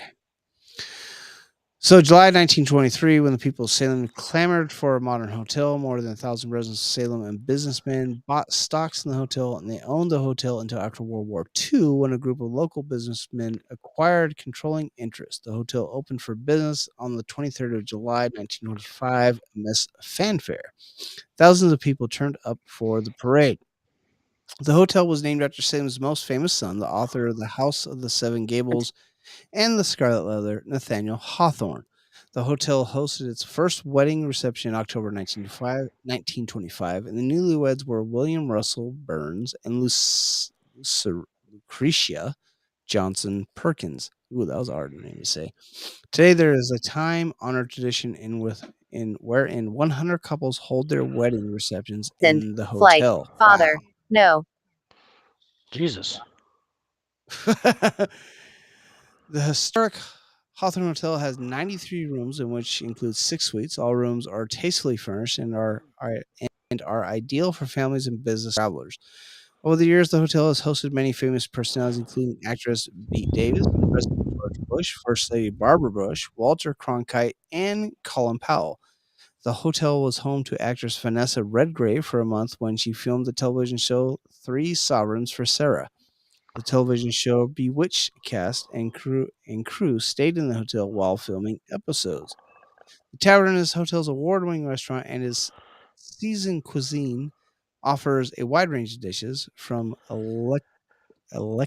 eclectic. God, I want to say electric when I see that word. Eclectic fares to food items from history. The signature dish, scalloped Sophia, should not be missed by guests. Dinner is served nightly from 5 with live piano music on Fridays, Saturdays, and Sundays. Why? Huge wine menu in the restaurant. Well, there's a lot of stuff about the restaurant. I don't know why that is part of the history, but it is.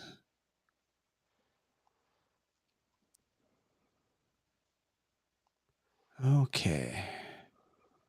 So, there's a lot of shit there.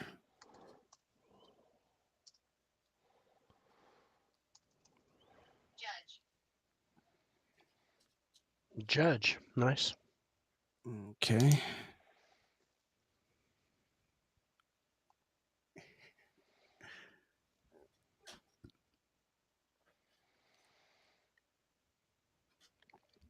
I'm sorry, just writing a couple of these rooms down.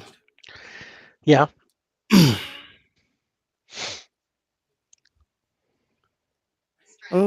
shit. Stressed. No, not too much lately. Yeah, so Oh, I like this one.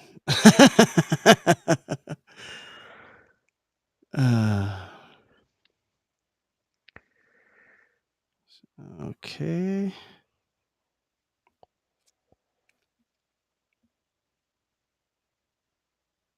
Sorry, I'm just writing shit down, folks.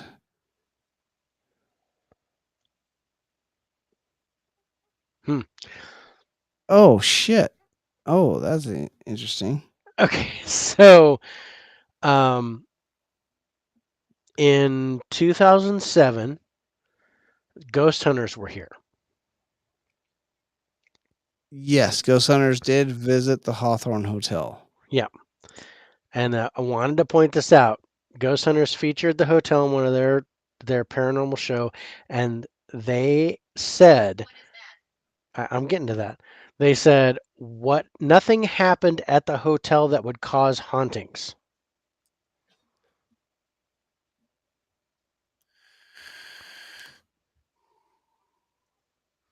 Nothing happened at the hotel that would cause hauntings. Okay. And I counter. so besides the fact that 6 fires have occurred at that hotel. Not just that, you also have the sea captains actually building this place. Yeah. Which have a huge aspect in Yeah. in But I want to talk about Bridget Bishop. No, it's not work. We're having fun. So Bridget Bishop was the first woman executed during the Salem witch trials. Yes. Okay. So she owned an apple orchard upon which the hotel was later built. But that was proved to be wrong. That it wasn't built at the side of the hotel. Because that's one of the other things that ghost hunters got wrong about the hotel. Right. Well, then why did they say that nothing would have happened that would have caused the hauntings? Because people report that they encounter her spirit. Yes. They do report they encounter her spirit, yes. And they also report smelling apples. They also report smelling apples, but the apple orchard is actually at the site of another place we're talking about tonight.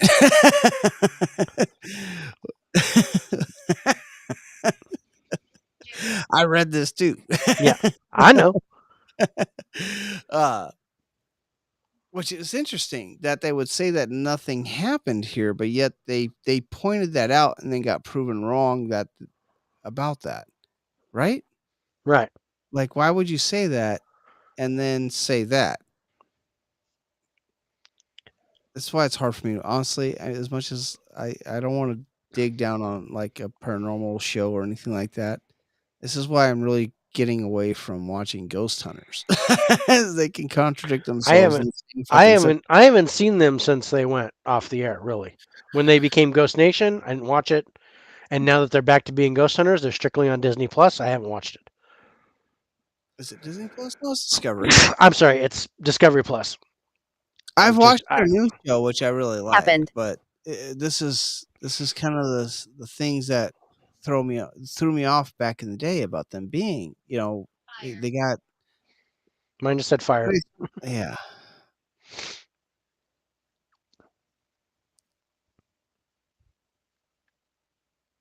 See, there's a lot of things of why this place could be haunted. And I think a lot of it has to do with the actual Salem Marine Society. That's interesting. I'm seeing that they're talking about the fires that have happened at the hotel may have created a fissure of paranormal energy. They're here. They're here. Okay. Uh-oh. I got a bunch of Salem Marine Society here with me. uh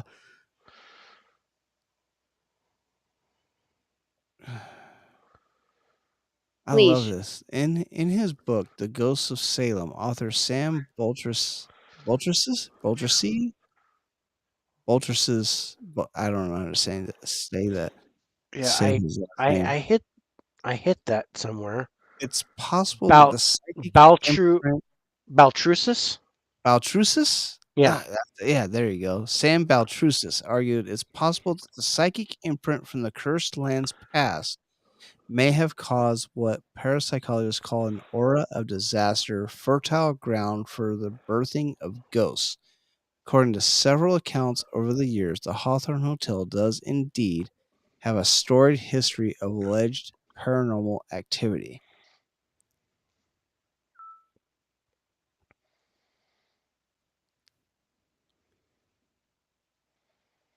Wow.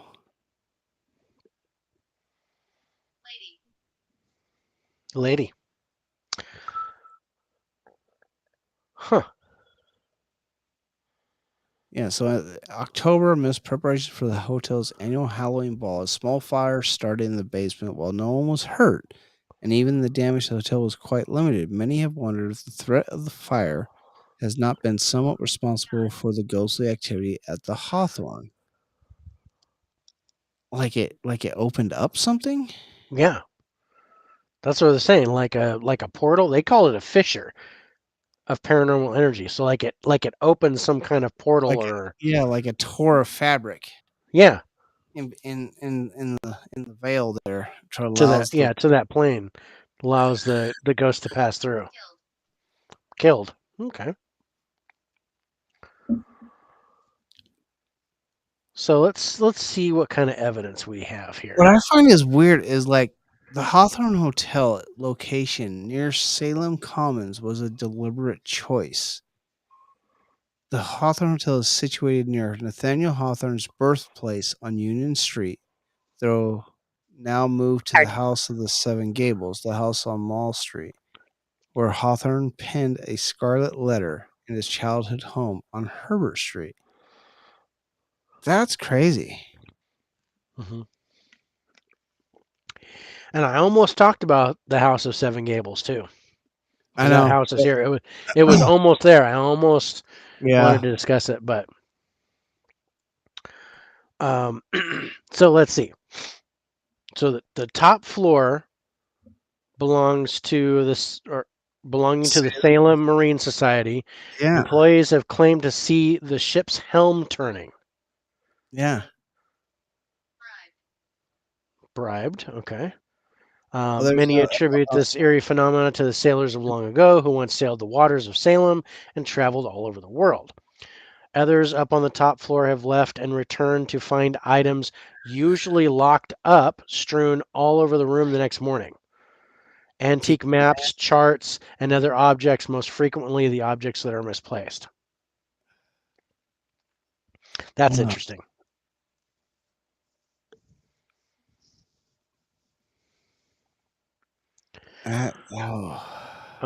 Guests report hearing water faucets turn on and off. Yeah. As well as toilets flushing mysteriously on their own. Room 325 is most reported for that. Right. One woman staying at the hotel awoke in the dead of night to find her son cowering. When she asked him what was wrong, he claimed to have heard the disembodied voice of a child sobbing. Jeez. And it says, according to various reports, rooms 325 and 612 are the most active rooms in the hotel. Yeah. Phantom heads tugging on the sheets in the middle of the night. I think we're reading the same thing. Yeah, we're on the same one. Yeah, we're on the same side. And even a few occurrences where guests claim to have felt those phantom hands touching their hair, their hands as they slept. Those who stay in room 612 often report seeing a ghostly woman parading about the room. Well, that's not the only thing they see about that woman. They also see her pacing in front of the room and pausing at the actual door of room 612. And also checking out her figure in the mirror. They've seen her pacing in front of that room, checking out her figure in the mirror of that room. That's an interesting place. And Yeah. I don't understand why they contradicting themselves when saying that there's no that there's nothing to warrant haunted activity. It's yet really saw weird, but yeah, the apple. history states that some stuff happened. Yeah. One particular employee refuses to work nights ever again at the hotel. Yes, that was the house I was reading about going, oh, wow. Yeah. During his evening shift after cleaning a room, he went to get supplies and returned to find the room's entire configuration changed. Dude, I would have left too. Nope. All right, I'm out. Evidently, I didn't have the right spot. You stay as long as you want. Visitors reported experiencing odd sensations near these rooms, as well as hearing actual ghostly voices. Some folks have detected the unexplained smell of apples. So, which is really weird because, like, there's another spot we're going to talk about later. Oh, that's interesting.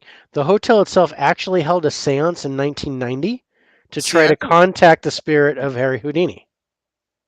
I didn't realize Harry Houdini stayed there. I would think that's where he stayed when he came to do his thing at. So he came to do his thing at the prison. At the prison, the old Salem Jail. Yeah, because I don't think there were many hotels back then, except for this one. Guests have continually reported furniture moving all on its own, strange sounds and smells, ghostly sightings. The Hawthorne Hotel is often ranked as one of the most haunted hotels in America.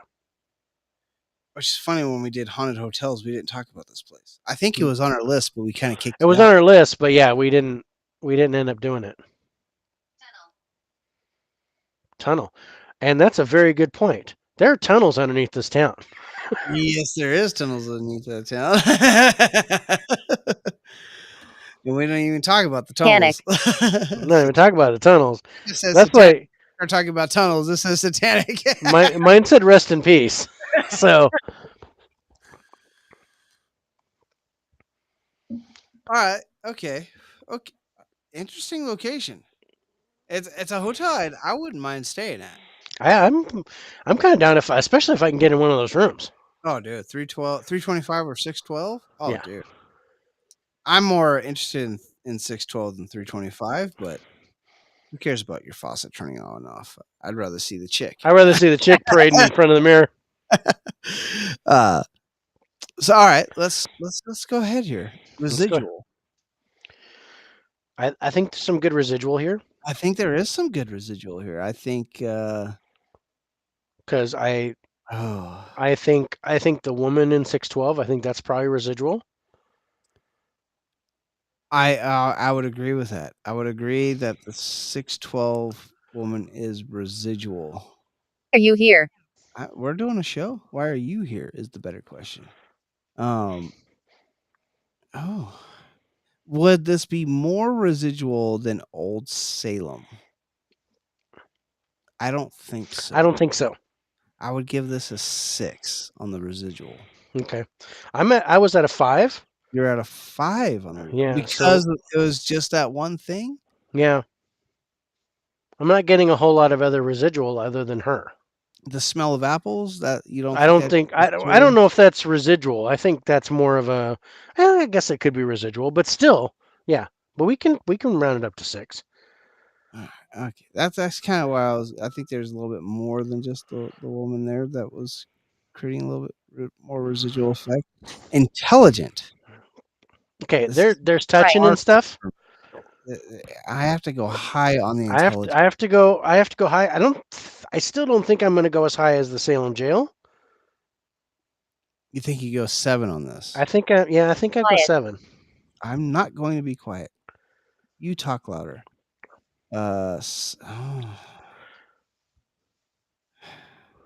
Okay. No. This is hard. Mine just said monster. Hard. do I think it's more intelligent than Old Salem Jail? I guess that's what I have to think about. Yeah. Is it More intelligent? or less, and then is it more or less than Proctor? It's definitely. Oh, see, that's hard because Proctor was an 8.7, And the Salem Jail was an 8. and Salem Jail was an 8. So I which would think you put it for on me, par with either of those? Or I would put it. Oh, I think I'd put it on par with at least the Old Salem Jail. Cheating. No, I'm wrong. you're cheating. No, you're right. I was cheating. I was thinking about something else that has nothing to do with intelligent haunt. And yes, you're right. I would go. I think a 7 is a good score because I'm thinking. On the we're at the Hawthorne Hotel. I'm thinking of something that has to do with something else, and that not necessarily Cheating. You're yes, cheating. I'm cheating. Non-human. I don't think there's see it anything non-human. I don't Yeah. think there's anything non-human here. I No. think the non-human scale based off this place would probably be like maybe a 2, maybe a 1. But I'm thinking more of a 2. Yeah, I'm at a 2. Poltergeist activity. This is where we get off the hook. I think there's a lot of poltergeist activity. There's a lot of moving parts here. Rearranging of furniture with lot of faucets. There's a lot of poltergeist activity. I have to say here. Yeah. And that's why I was getting thrown off by the intelligent haunt of it. Mm-hmm. Positive. All right. So I would go with the poltergeist activity here. My feeling on this place is an 8 for the poltergeist. You went 10. Oh, I'm at a 9. I'm at a 9. 9. Okay. I'm at a 9. I thought both thumbs are out there. No, just one thumb. Okay, I'm at a 9. A 9, so we're going 9 for the poltergeist activity because we round up. Because yeah, I like the poltergeist activity here. I like the stuff this moving. is a place with the history. I think we're low here. I think we're low on the history. I think we're low on the history too, especially with the with the disproved with the lady, and I think there's fires and stuff, but I don't think there's a real connection to the witch trials. I like the fact that I like the history of it. Deliberate location of Hawthorne's birthplace and everything. Mm-hmm. I do like that. I like the history of the place, but I think on a historical level for Hawthorne Hotel, I think we're sitting low on the scale. And I would agree with the 6. 6 is a good number for historical. I could have went 5, but I like 6. I like 6. Physical. Now this is gonna be another high one for me. I think this is gonna be a good score for physical because again, faucets turning, people being touched, hair being pulled, sheets being tugged. But yeah, faucets on and off. This is a 9.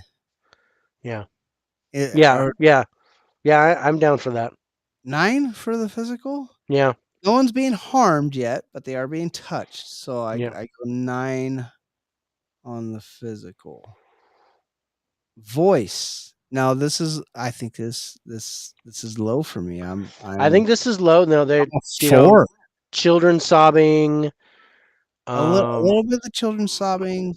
A little bit of like just like voices, like commotion and stuff that they're hearing, but not a whole lot. So I think I'm at a 5.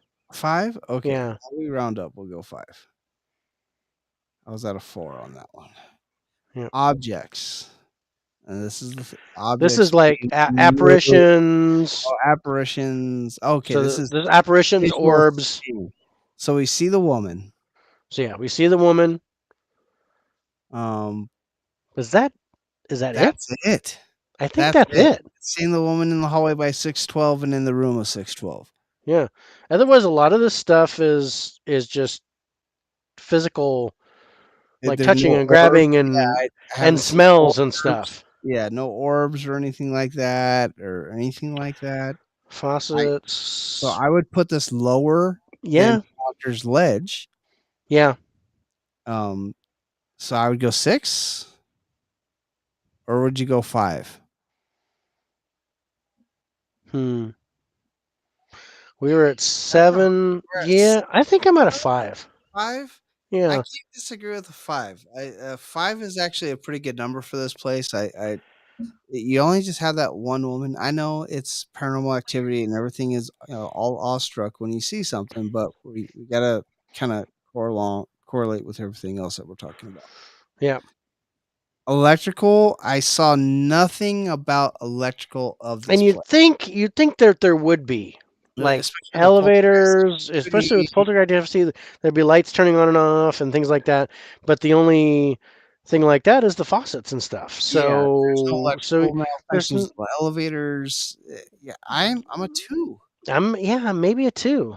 maybe a 2. So Yeah. like, are we more a 1? Yeah, no, I'll go 2. Greetings. Well, I hello to think you too. greetings. Yeah, greetings. That's old school way of saying hello. All right. So let's talk. Are Emotions. we getting any feels from this place? I don't Talk with me. I don't think so. I I'm no. I mean, I it looked wouldn't. interesting place for us to want to go and hang out, especially like 325 or 612. But Mhm. emotion wise, I don't have that feeling of dread. I don't have that Yeah, and there's no real reports of it. no reports of feeling weird, or I mean, there's feeling no strange noises and occurrences. So yeah, no, not. I didn't see anything on an emotional level Side. of this place. Inside Mhm. where? That's a better question.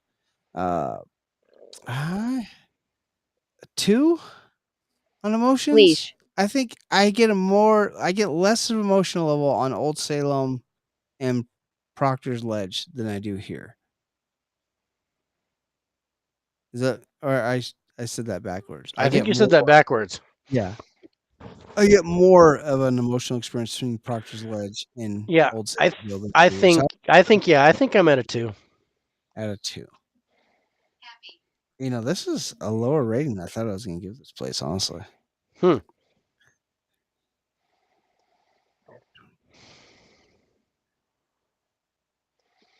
Wow. 53. Yeah. Wow, it's still higher than Proctor's. Yeah, but not as much Not as as high I as I thought it thought would it be. was gonna be. Yeah, I was expecting 60s. But, that's the overall score, I think the whole but hoax of the first execution that kind of soured the milk for me. yeah. Yeah, yeah, yeah. So we got 2 more places to talk about. You wanna take Yep. a small little break Yeah, let's take a little and break and talk about the last 2 spots here, and next spot's yours, man. That kinda leaves the last one open for me, so so, we're gonna take a quick little break. We'll be right back. Enjoy the creepy music while we're gone. I'm John.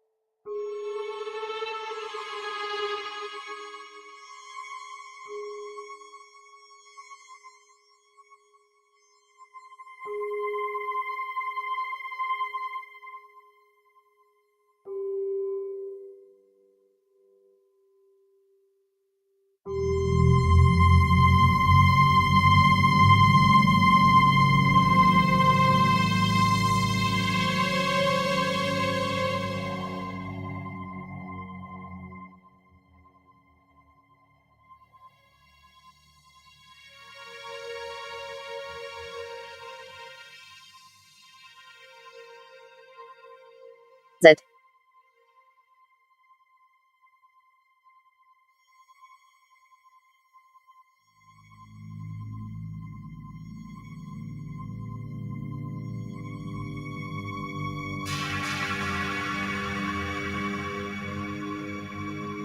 Swing.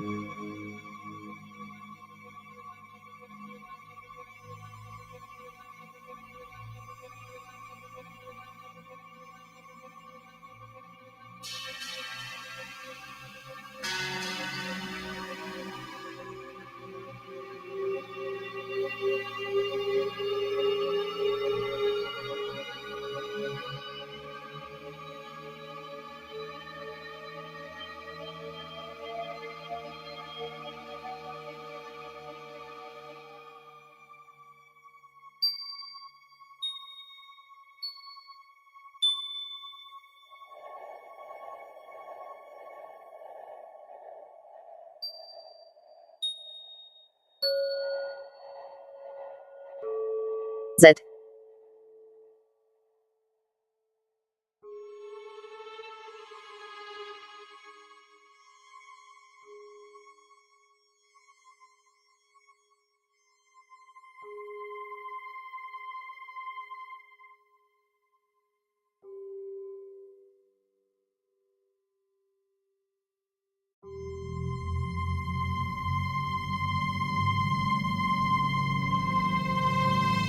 Happened.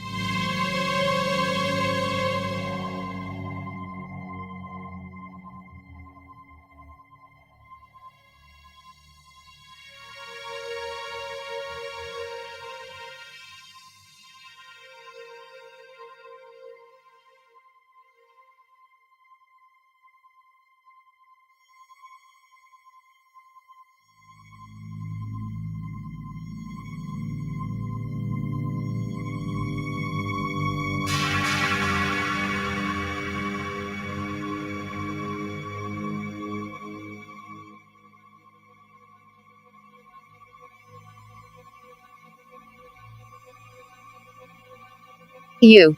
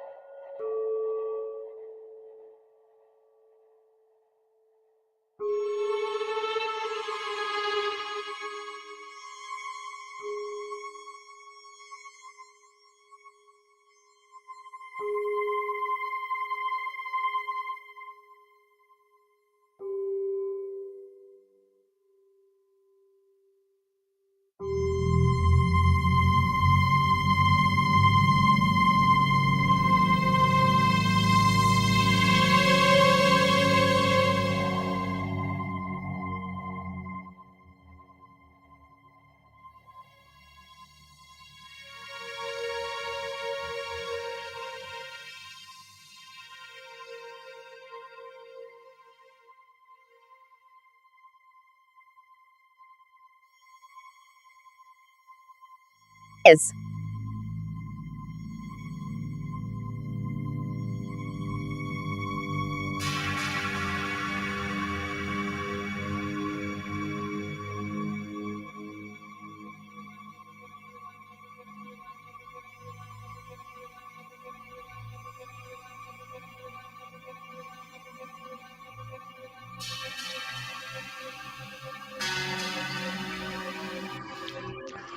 Woo!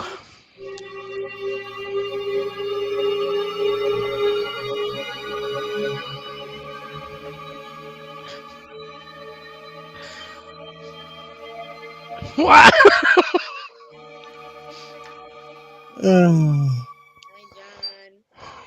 And we're back. And Dave's getting beat up by his old lady. You Hello, you my can Leona. just see her like right there. Oh, you're still muted.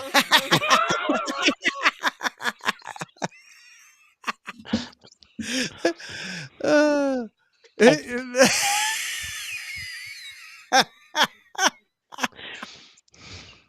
no, I don't Snake. want to be on screen. Snake.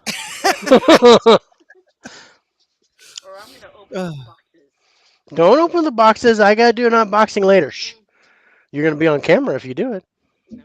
So I know how to get it. Mine said guilty again, Guilty. and it said be quiet. Is your ghost friends with your wife there? My ghost definitely takes her side. Takes her side. Yeah. Oh man, I'm feeling that. What'd you eat?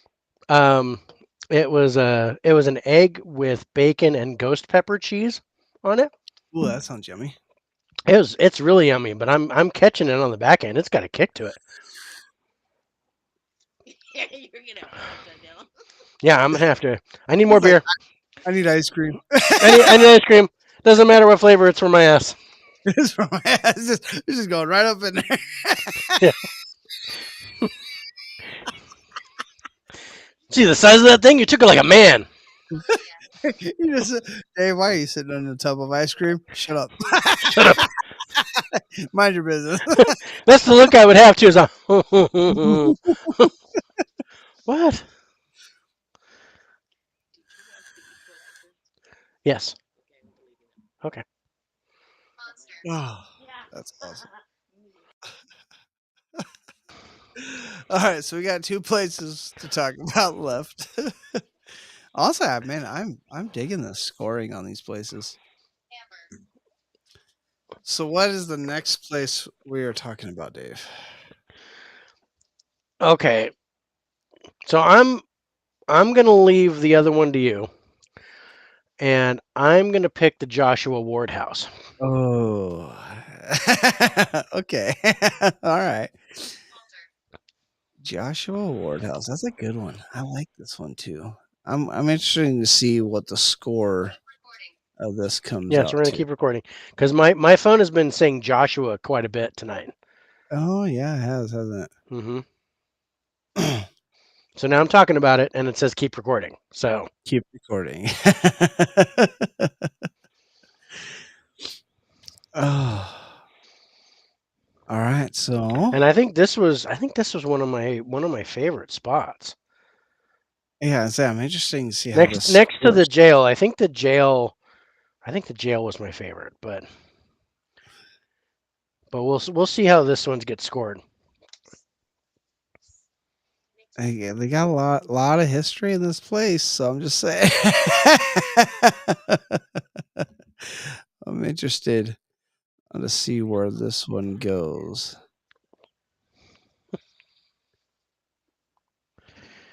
All right, so let's drop the Hawthorne stuff. And let's go to the Joshua Ward house, which was actually number 1 on one of my lists.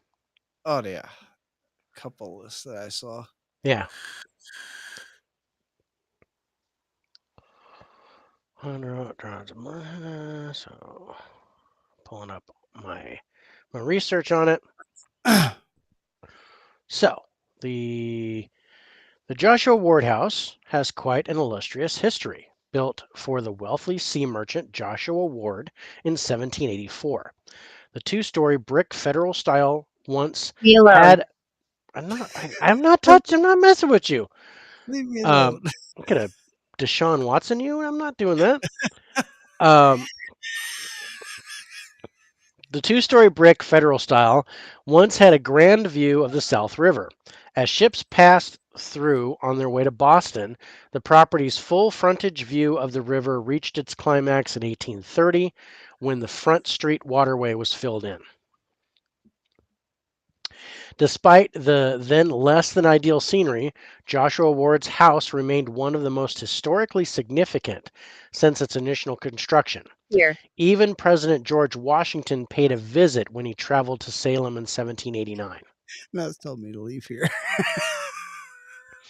Get out! That's what it told me when I went to the pizza place. Mine just said shopkeeper. Yes. Yeah, okay. And it's doing me. The hell? All right. According to a 1979 article from the Salem Evening News, the Joshua Ward House on Washington Street opposite Front Street was once symbolic of Salem's early prosperity. When George Washington visited the city in 1789, he asked to stay at the house, then only a few years old. Or perhaps he asked to stay because he liked the thought of a Washington staying on Washington Street. Regardless, Washington's second floor guest room later held a white marble bust of his person. People walking down on the street often paused mid-step when they glanced up at the home and spotted none other than a spirit peering out of a window. Not a ghost, of course, just good old George Washington's statue poised near the window.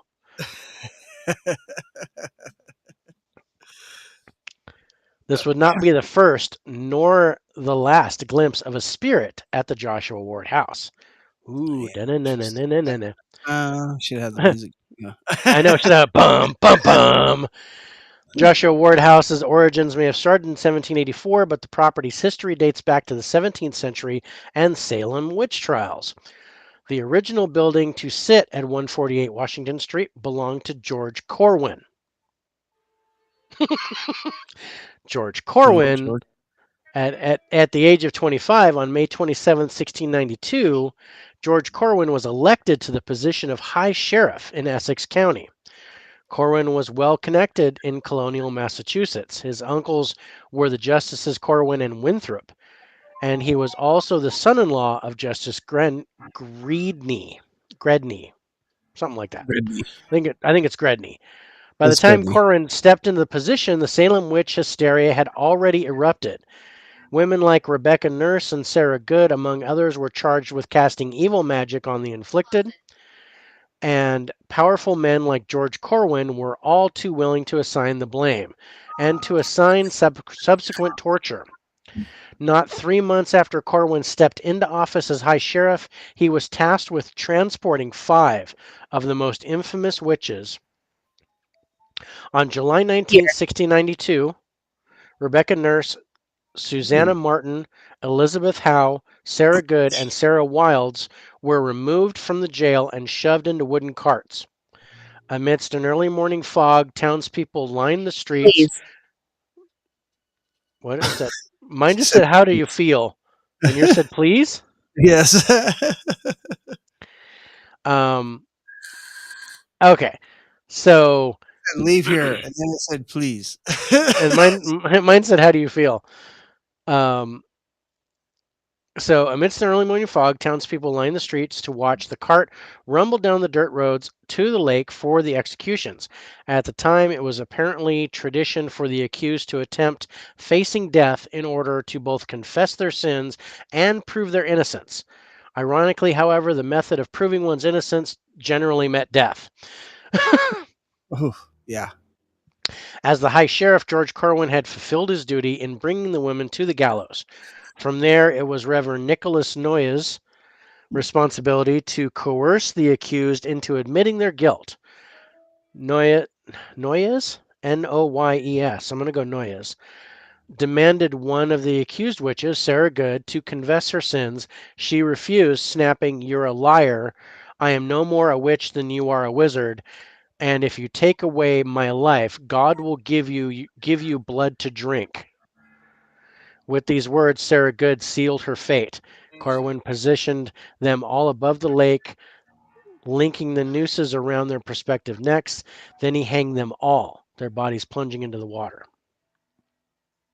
Fun fact, Sarah Good's final words would later come to haunt the townspeople of Salem when Reverend Noyes died bleeding from the mouth. Huh. A blood vessel had popped, but superstitious believers believed he had been cursed by a witch. Oh, maybe he was. Maybe he was. Following the executions, the bodies were buried nearby in the rocky terrain. Under cover of darkness, Rebecca Nurse's family took a small boat up the river so they could retrieve Rebecca's body. This kind of goes in line with what we talked about Proctor's Ledge.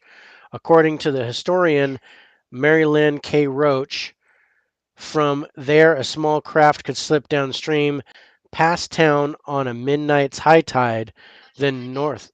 Just listen. North up the estuary to Crane River and along its narrowing length to the nurse's land, where they buried her privately on home ground.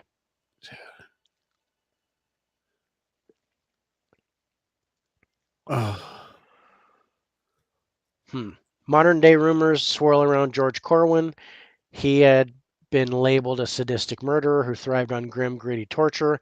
In fact, during the so-called Reign of Terror, Corwin took a fancy to a certain type of cruel killing. This goes to the Yeah. crushing thing. Allegedly, his favorite method of dragging confessions out of the accused was to tie them from their neck to their ankles, bending them in half until blood streamed from their nose.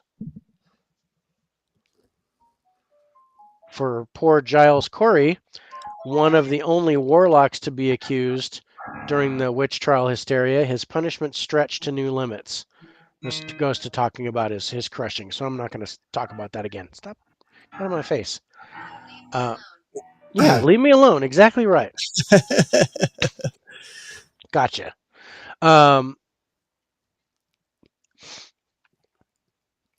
Ask a local tour guide which house they think is the most haunted, and 9 out of 10 times they lead you straight to 148 Washington Street. Joshua Warehouse has set a beautiful example of 18th century architecture and with a less than ideal past. The past isn't content to remain a slice of history. For employees of either Carlson Realty or the Higginson Book Company, an average workday consists of more than calendars, tasks, and office gossip. Salem Pioneer once reported another sighting that the sheriff himself was said to have been witnessed by another former book publisher. Said that 3 spirits linger at the Joshua Ward house, 2 of which are not the friendliest of paranormal entities.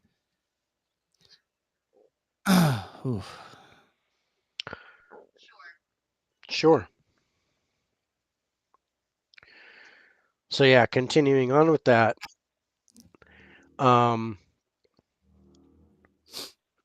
So considering that this land once belonged to High Sheriff George Corwin, it should be of no surprise that his ghost is said to still haunt the building, especially when you factor in Hear me. that he was buried on the land. Yes, I can. On April 12th, 1696, at just 30 years of age, the monster George Corwin slipped and fell in the snow while at home.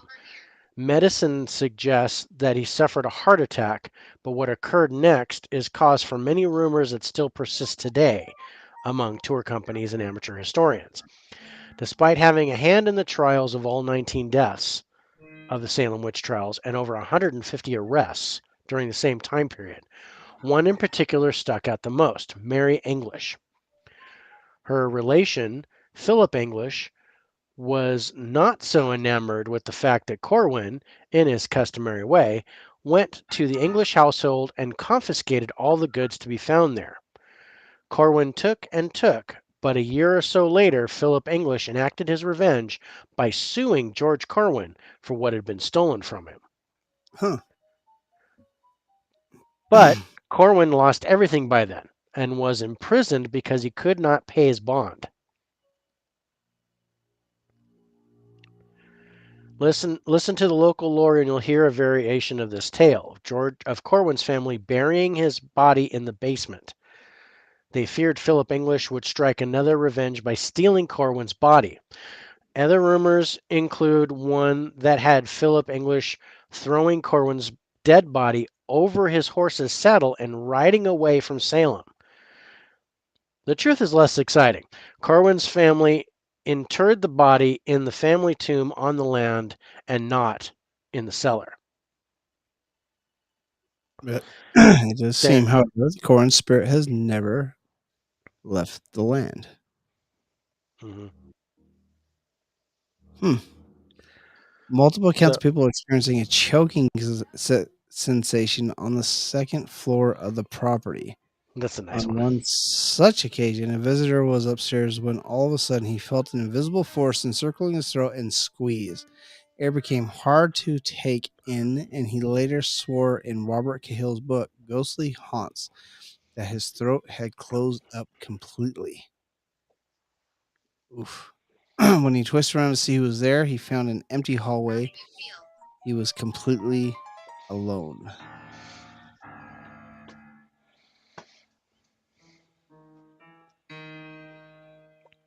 Oh, Done. dun. Oh. Table. Yeah, I'm at the table. The angry Indian named Giles Cory. Just as George Corwin's ghost haunts the Joshua Ward house, so does his victim Giles Cory. On more occasion, employees have witnessed inexplicable activity that they attribute to the warlock's vengeful spirit. They call him a warlock.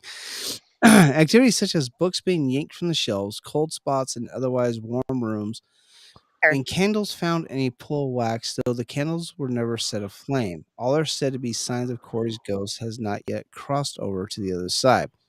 Most peculiar is the fact that these candles are often melted into S shapes, perhaps in honor of High Sheriff Corwin.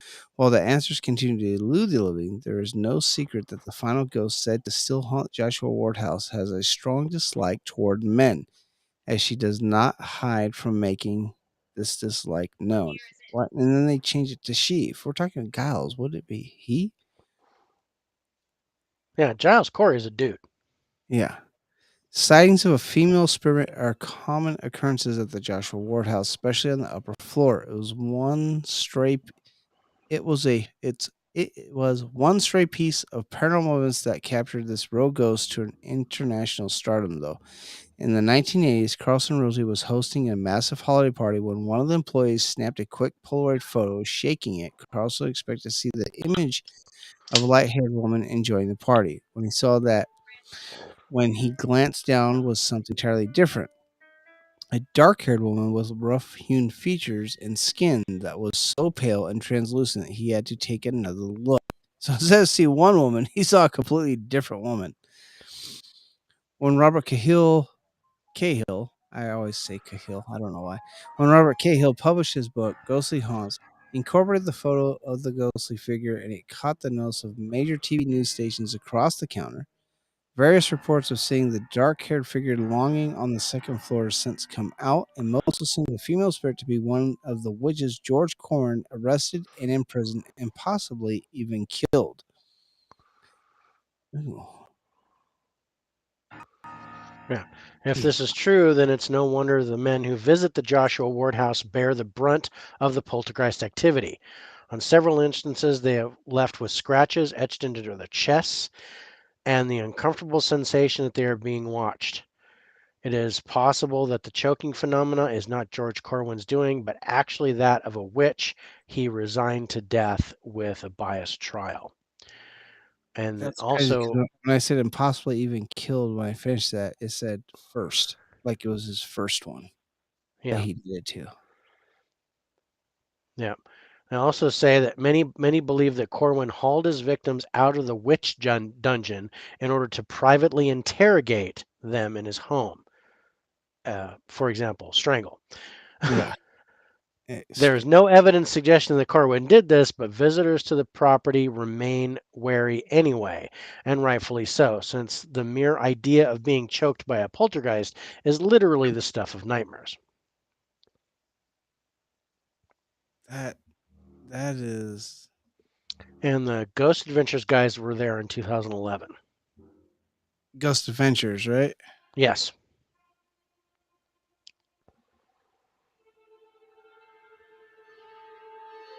Man. Angel. I just want to check something else out here.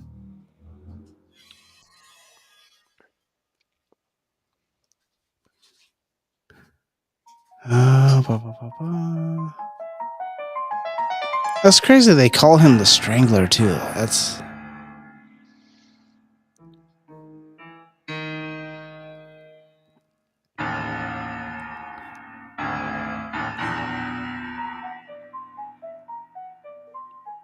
Yeah. Hanged 19 women and 5 dudes. That's the way he interrogated them. Was he choked them? yeah, half melted candle wax present in rooms where no candles are supposed to be. Guests having sudden unexplained scratches and burns appearing on their arms.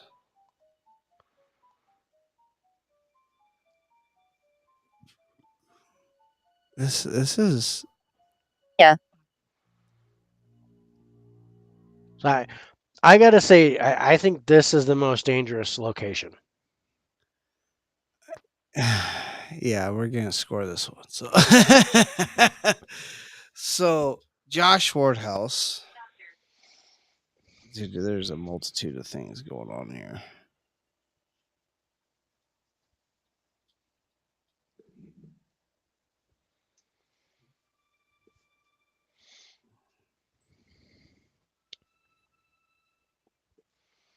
Okay, so let's talk residual. What do you think? Residual. I think there's a little bit of residual energy there. Yes. And because of the other stuff, I think the residual. I think the residual low is low here. Even though I think there's residual here, I think the residual haunt portion of it is You actually want. low. Yeah. That being said, I would probably go a 6, maybe a 5 here for residual. Yeah, I'm at a 5. You're at a 5. Yeah. Okay, I would we agree. we gave the Hawthorne Hotel a 6, so I think it's a little bit lower than Hawthorne. Did we give the Hawthorne? We gave a residual 6 for the Hawthorne. Yeah, okay, 5 for residual here. But I think the intelligence is high. Is it as high as Old Salem as an 8, or is it higher than Old Salem? I think I'm gonna go higher. So you would put it at a 9? I'd put it at a 9. Oof. Missing. Okay, I was thinking 8. I was thinking equal 2, but I can see a 9 there. I can see a 9. Oh, yeah, I'll go 9. Now, I think the big difference between like Old Salem Jail and here is that non-human factor. I don't think there's a non-human factor. I think everybody here that haunts the place is definitely human. Yeah. And I think George Corwin might be on the verge of becoming non-human. But I don't think his I think his anger and his frustration, and then maybe the witch is kind of playing into that too. Oh yeah. I think the potential is there for George Corwin's spirit to become non-human, but I don't think it's there yet. So I'm gonna put a little bit of a score here for non-human, but not that high. So Brenda. I would put as Brenda's here. Okay. I would put the non-human factor for me in this place just because of the potential of non-human factor at a 5. Oh, all right. What were you thinking? I was at a 3 for You're at a non-human. 3. Okay, well that would put it at a 4. Yeah. Okay. I think because I go along with what you were kind of saying there. I think that potential of something developing into a non-human factor is there, and that's why I gave it that much of a higher of a score. Poltergeist activity. I don't have the feeling of poltergeist activity in this place because of how intelligently haunted this place is. I do, but it's mainly because of the choking. Well, see, I conclude that with more of the intelligent and not the poltergeist activity. Yeah, but just like you can, you can call a non-human entity intelligent, I think you can call an intelligent haunt because they deal with Poltergeist. physical. I think it can be physical activity. I think there could be poltergeist activity. I wouldn't necessarily score it very high, but I'm higher Well, than Proctor's Lodge and probably lower than the jail. higher than 2, Higher than 2, lower lower than 6. I'm lower than I'm 6. I'm right around a 5. A I think I'm a 5. 5. Yeah. Okay, I can go with a 5. I was thinking 4, but I can go with 5. We round up, it's 5 anyways. So. Yeah. History. There There's was a Mm. lot of history in this there's some place. good history. Most of it is centered around the witch trials.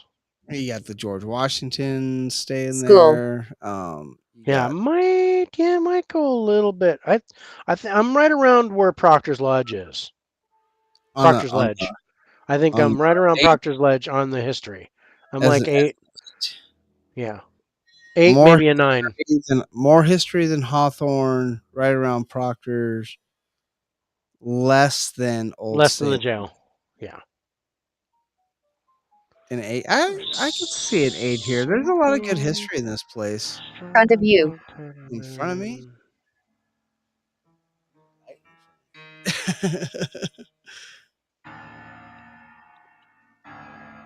An 8. Okay, I can deal with it. So the physical. I'm at a 9 on the physical.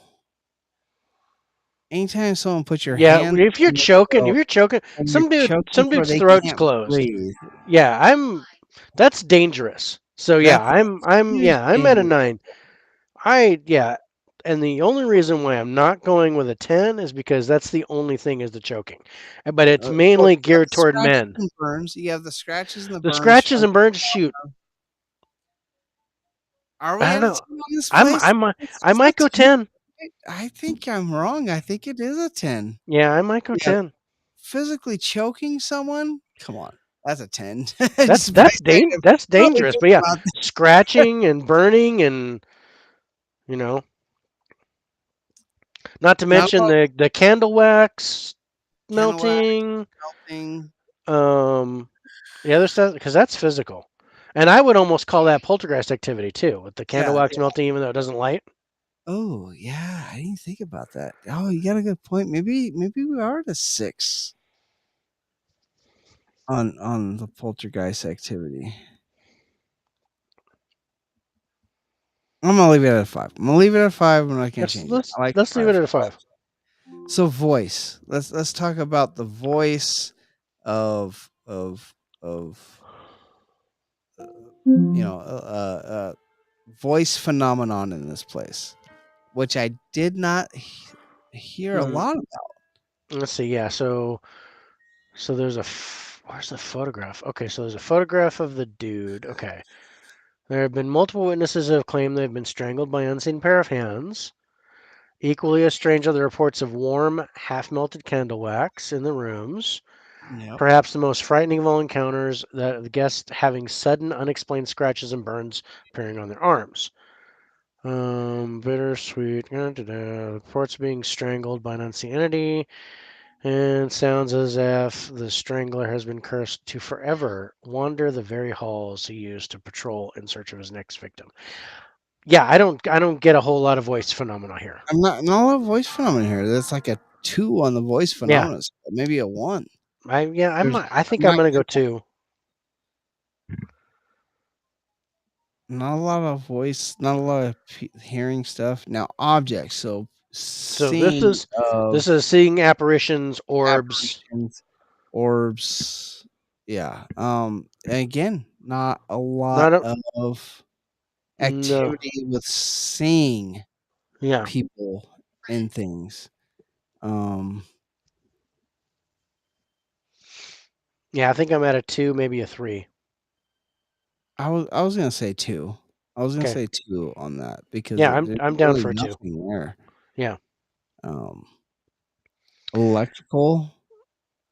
Mm, I'm Not seeing much. Not a with whole lot. I know that electrical. the Ghost Adventures dudes were there in 2011, Yeah, but but I they didn't get a whole lot of information about it. didn't report a lot of EVP. They didn't report Worried. a lot of malfunction with Graveyard. equipment. You're worried about the graveyard. We're not talking about the graveyard tonight. I know there are two cemeteries that were kind of on the list. And we chose not to talk about those two. I'm a 1 on the electrical. There, I'm not seeing any type of malfunction electrically.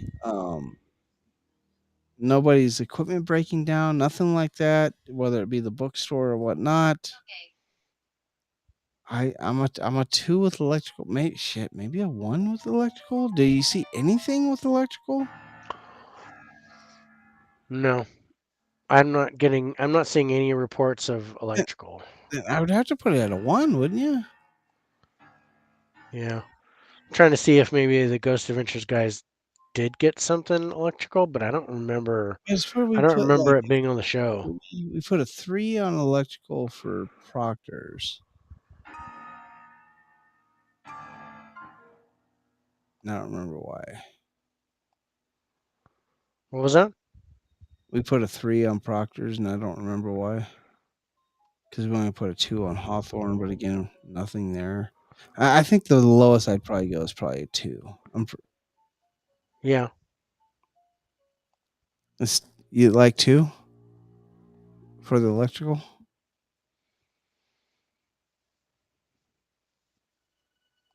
yeah. I think I'm at a 2. I think I'm at a 2, maybe a 3, but I think I'm gonna go 2. 2 is solid, 3's a maybe. Yeah. And see, the motion one is hard for me. Well, not really. I mean, there's a lot of fear in this place. Yes. Um, Especially if you're a dude. yeah, I think emotion wise, this might be. This might be the best so far. So, I think it's absolutely the best so far. I'd probably give it a 6. Yeah. I'm at a 6, maybe a 7. Ooh, maybe a 7. Oh, I do like 7 too.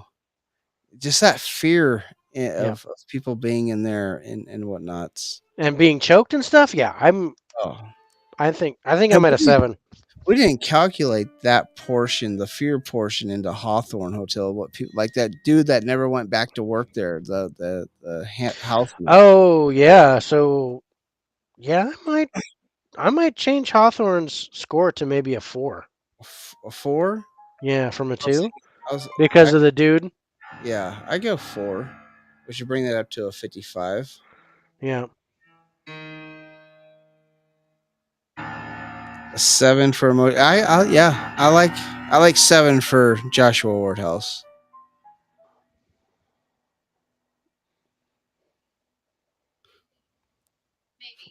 Maybe. Wow. That low? That can't be that low. 14, 18, 23, 64. 31.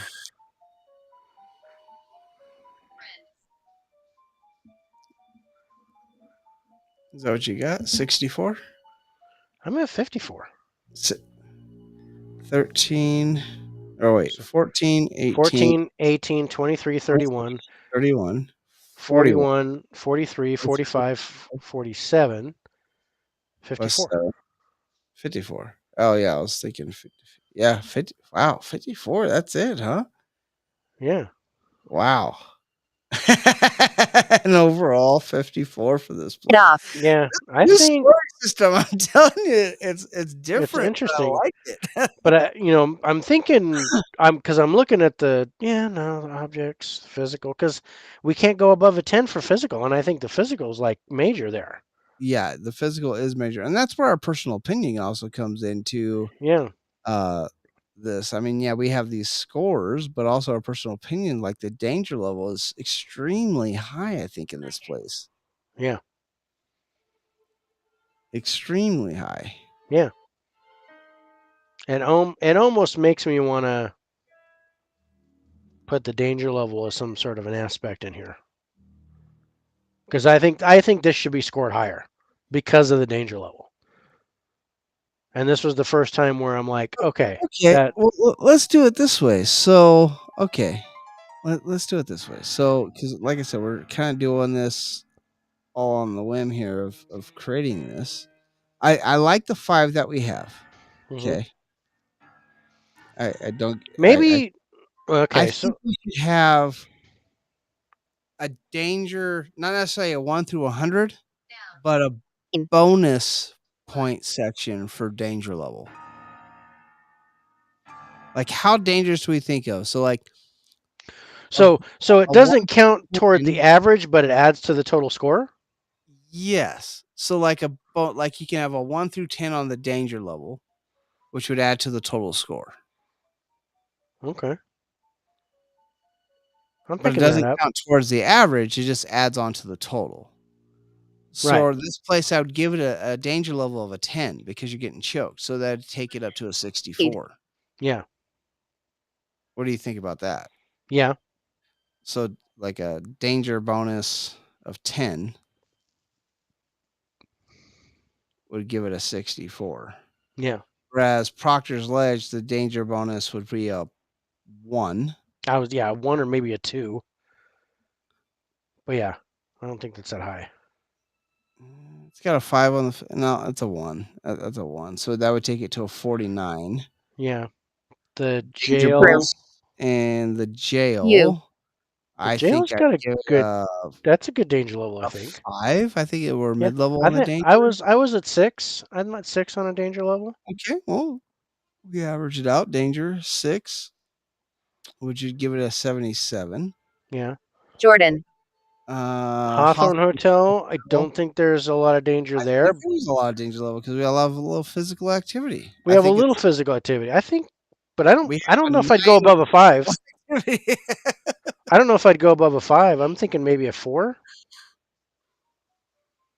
You think the Hawthorne Hotel is less dangerous than the Salem Jail? Absolutely. Even though the physical is higher. Yes. Okay.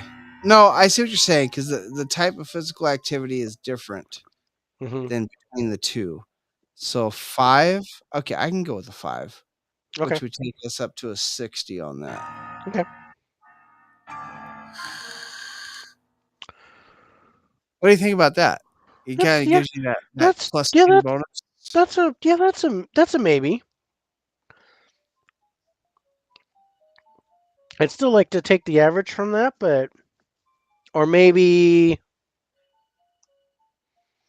Well, the average it would average out lower than what the score we're giving it.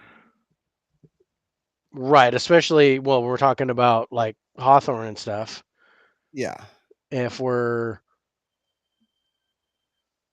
no, let's discuss. I like it for now, but maybe we do like a 1 to 5 scale on the danger or something. Okay. Instead of 10, but I do like it for the Joshua Ward house because I think the danger level really. I think the danger level is extremely. I think the danger level is major there. Yeah. The danger level is that's an extreme place for danger. Jim. And it feels like a 10 doesn't even begin to. It doesn't feel like a 10 even begins to fathom the point. I'd give it a 15 if I could. But if we're gonna add it to the score, I don't think we could do that. No, we can't go. We can't go above a 10. We couldn't go above 10. No, this isn't Spinal Tap. We can't go above a 10. That's funny. Hey, there's Erica. Hey, Erica. Oh, Erica decided to come on. Hey, yo. Yay. Hey-o.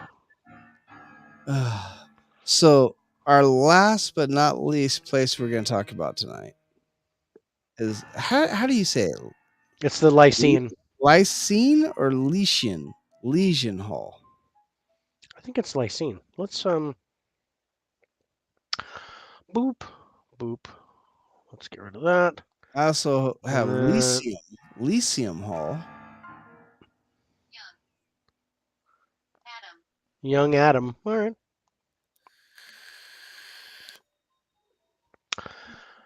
Do, do, do, do, do, do, do, do, do, do. Yeah, I spelled Lyceum. yeah, Yeah, CEUM. yeah, Lyceum. I think that's the way to pronounce it. Lyceum Hall is the best way to put it. I don't know. There's a bunch of different spellings for it, which is weird. yeah. Let's, But it is the same place we're all talking about. Yeah. So, built in 1831, Lyceum Hall is a historical structure erected by the Salem Lyceum Society that served as an amphitheater capable of accommodating 700 people. Over the many years in operation, it held over 1,000 lectures within its halls. In spite of all the eclectic people who visit it, Lyceum Hall is perhaps the most famous for being the location in which Alexander Graham Bell placed the first telephone call on February 12th, 1877, only 100 years before my birthday. Built at a cost of $4,000 or around $112,000 today, Lyceum Hall featured lectures, readings, and other such forms of entertainment popular during that period of time. Lectures were held every Tuesday with a cover charge of $1 for men, 75 cents for women, given that the women were first introduced by a male. My how times have changed, yeah. In the years that followed, the Salem Lyceum Society became able to afford to bring in outside speakers such as Richard Henry Dana Jr., former President John Quincy 6, Adams, Oliver Wendell Holmes, Frederick Douglass, and James Russell Lowell. Wow, that's a fucking Yeah. list right and there. I looked it up. It's Lyceum. Lyceum, Yeah. Lyceum Hall. Yeah. Did you Salem's say most seduced? Salem's most famous author, Nathaniel Hawthorne, while never directly speaking at Penny, Lyceum Hall, enlisted many of his associates to Blah, perform blah. lectures there. Most famous of them are Horace Mann, Henry David Thoreau, Ralph Waldo Emerson, Daniel Webster, and Hawthorne's publisher James T. Fields. Man, another great list. Yeah.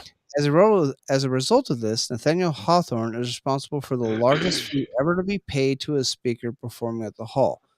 This accolade goes to Daniel Webster for his lecture on the history of the Constitution of the United States, for which he received $100, which is equivalent to over $2,600 in today's money. Fees paid aside, nothing quite compares to Ralph Waldo Emerson, who spoke nearly 30 times at Lyceum Hall.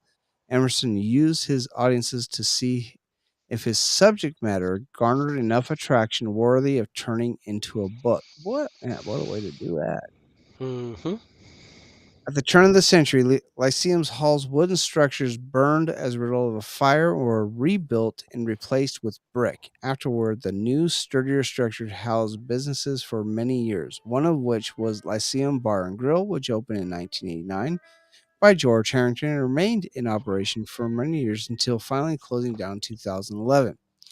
Today, Lyceum Hall is known as Turner's Seafood, which has ties dating back to 1920, as well as some other connections that lend to it being one of the most visited places in Salem.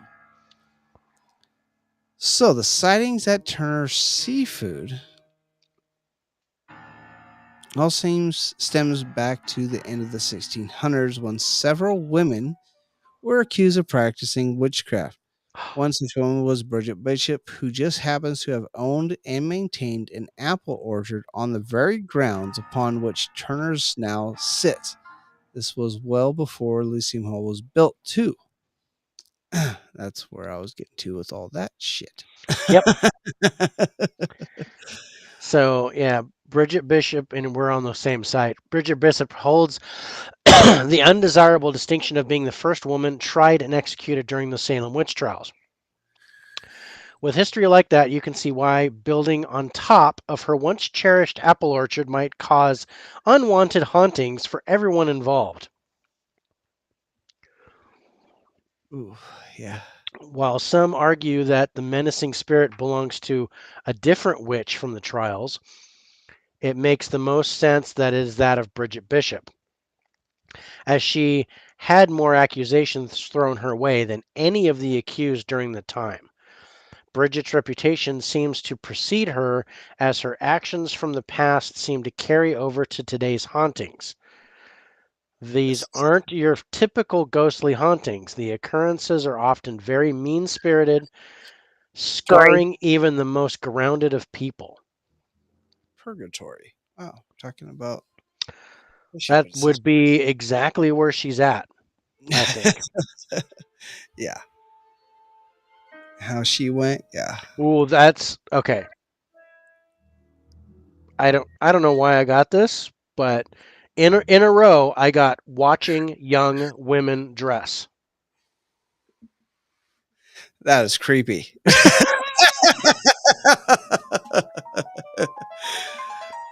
That is really creepy. What the hell do you got coming through? I don't know. I got some pervert coming in on my thing. So, okay. So then it talks about dark magic. So we're not just talking about the standard. And yeah, I think you're dead. Watching people dress, you sick bastard. We're not just talking about the standard fare of practicing witchcraft. Bridget was said to use dark magic to conjure up demonic pigs and a flying monkey that she used to torment her neighbor. She's even accused of having bewitched animals and townsfolk, along with murdering several of them. A demonic pig. A demonic pig and a flying monkey. Although she claimed to be innocent, it did no good. Bridget had the reputation that many looked down on, and her testimony was largely inconsistent. Her execution resulted in 18 more people meeting the same fate. Okay.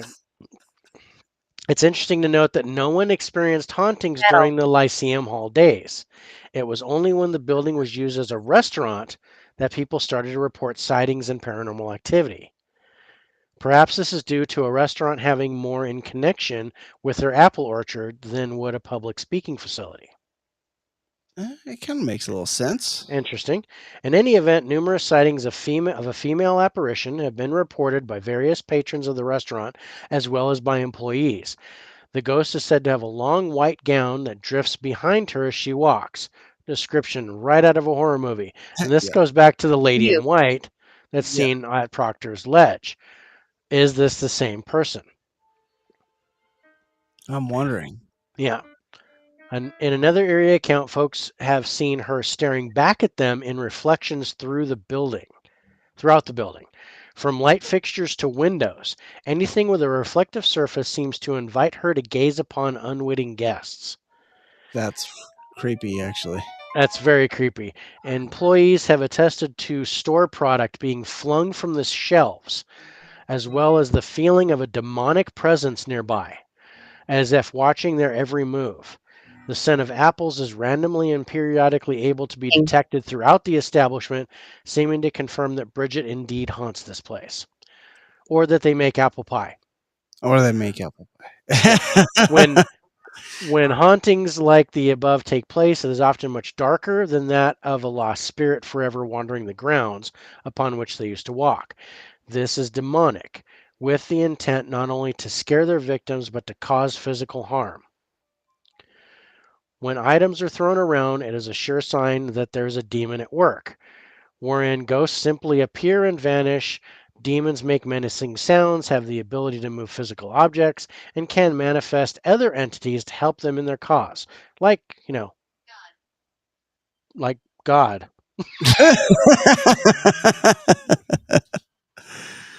Like I was going to say flying monkeys, but come on.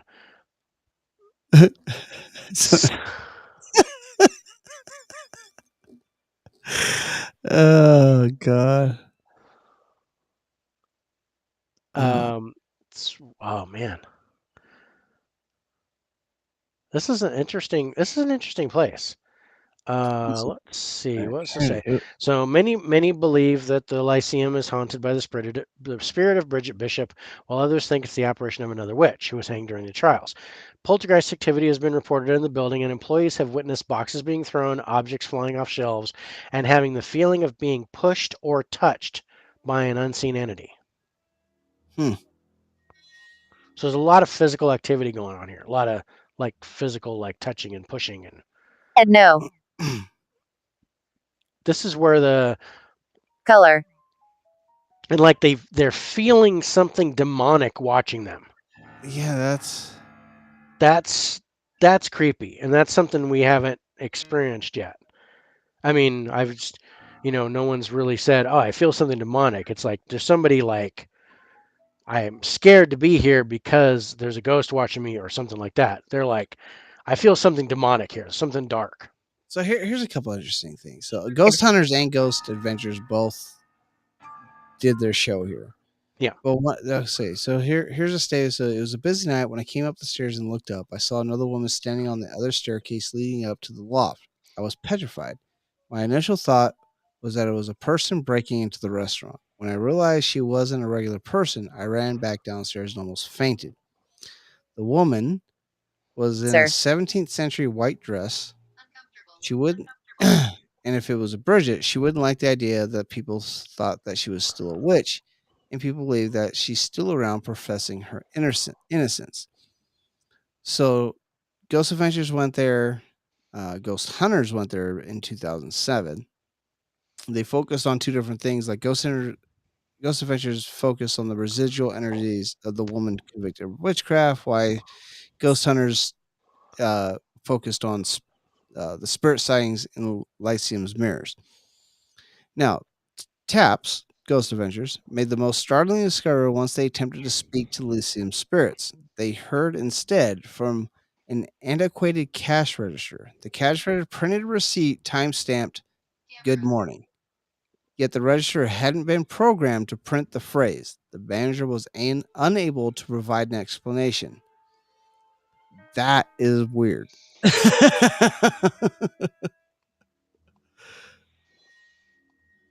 pretty cool though. I like that. But yeah, it seems that Ghost Hunters was there in 2007. Yeah. Because they were doing the Salem witch trial. Because they also went to the Hawthorne Hotel in 2007. Yes. Yeah. And likewise, Ghost Adventures was there in 2011 for the same thing. They did They the didn't go to Hawthorne. Josh. No, they didn't go to the Hawthorne. They went to the Joshua Ward House House and here. and this place. But they were also doing Lee, stuff on the Salem witch trials. So a Wiccan group also attempted to conduct a circle at 43 Church Street. Their intentions communed with Greek goddess Hecate. Hecate? I don't know how to say that, and I never have. Hi, Kate. They even attempted to speak to Bridget Bishop, but she was a no-show. They instead summoned the spirit of a young girl named Annabelle, whose image you can find at Haven Corner on Essex Street. See, they summoned a whole different spirit there. And it just said blessed. Dude, I Yard. like this place. burnt, This is an interesting one. Mm-hmm. Oh, it's Hecate. Hecate. Yeah, HECK-UT. Hecate is as how to pronounce it. Oh, Hecate. I always said like Tory, I always said like Hecate or Hecate. But yeah, I guess it's Hecate. It's Hecate. Purgatory again. I said purgatory again. That's interesting. Evidently it's purgatory. Doesn't matter what god. Yeah. Mine said blessed monster. Okay. A blessed monster. That's interesting too. So residual, how would you rate this place? I think there's some good residual here. Good residual here, right? Yeah. Is it better than Old Salem in Proctor's? Is it better than 7 on a residual?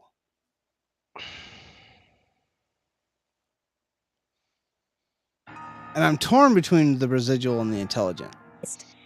Yeah, I agree with that. I think there's more intelligent here than residual. But I think the residual is higher. I think the residual's good. I might. Would you throw that as a 7 I might throw it. I might throw it as a 7. as equal to? Yeah. I can agree with that. I think it is at least as equal to Old Salem Jail and Proctor's Ledge. Yeah. But the intelligent is interesting to me. The intelligent is interesting. I think there's more than one intelligent. I think Haunt there's here. more than one thing haunting this place. Yeah. Yes. But I think one is kind of out in front, and I think the other one is hiding.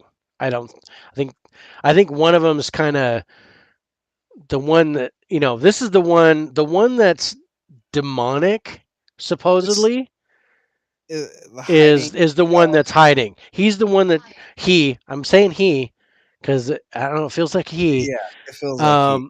It feels like a he. I could be. I think Bridget is the main intelligent that's haunting this area. Which I would give this place an 8 for an intelligent. Yeah, I'm kind of there too. Maybe even a 9. You think it's more intelligent haunt than the Old Salem? Yeah, I'd almost put it on par intelligent wise with the Joshua Ward house. As a 9. Okay. Yeah, Well, I might. yeah, I might. Ooh, I can see that. I can see that. I can see where you're going with that. And mine just said bloody and killed. So Interesting. yeah, I'm Mine kind of. just I love. think the Okay, I like 9. I like 9. I do like 9. you like 9? I like So 9. yeah, I started thinking about everything else. Yeah, I like 9 Okay. because this non-human factor, I think, is kind of what pushes that into a 9. I think. Yeah. I think there is a non-human factor in this place. Yeah. And If there's a lot of claims of the demonic, and I'm not, I don't see any reason not to believe that. I think there's definitely something non-human here. Okay, so our highest non-human, of course, is at Old Salem Jail at Which a was a 7. 7. Yeah. I'm almost on par with. I think I'm on par with that. on par with that. Yeah. The only difference and the only reason why I think Old Salem Jail is better because it's visible. The shadow figures are visible, Yes. but the demonic entity here is more interactive. Interactive. Okay. Yeah. Okay. So I'll still So say 7. It's a I'm different. I'm still going to say 7, but it's a different type of non-human haunt. Yeah. If this demonic entity is seen anywhere, then that's going to jump that score. I think. Yeah.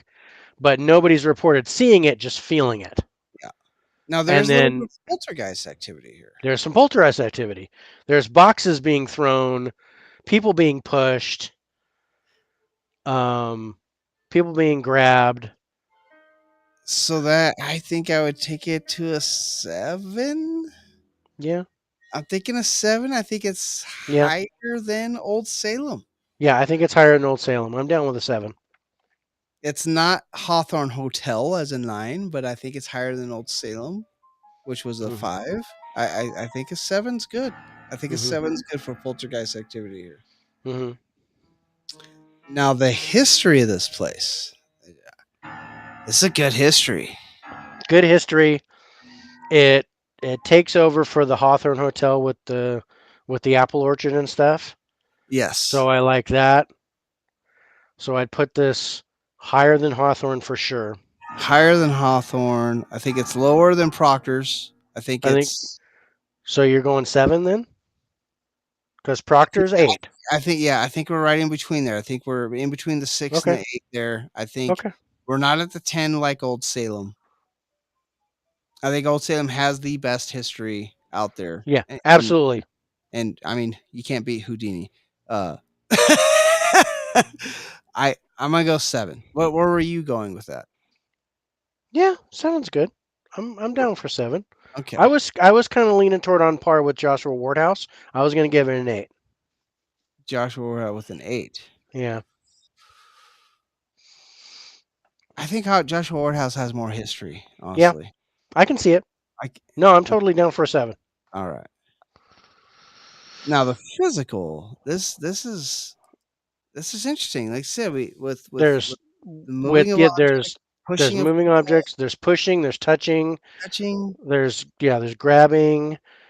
I don't think it's I don't strangle. no, it's not Joshua Wardhouse high, Uh, and I don't think it's Hawthorne Hotel high, but no, I think I'm at an 8. an 8 with this would be a really good score. I Yeah. think. Yeah, I think I'm at an 8. I think an 8 is good. Mother.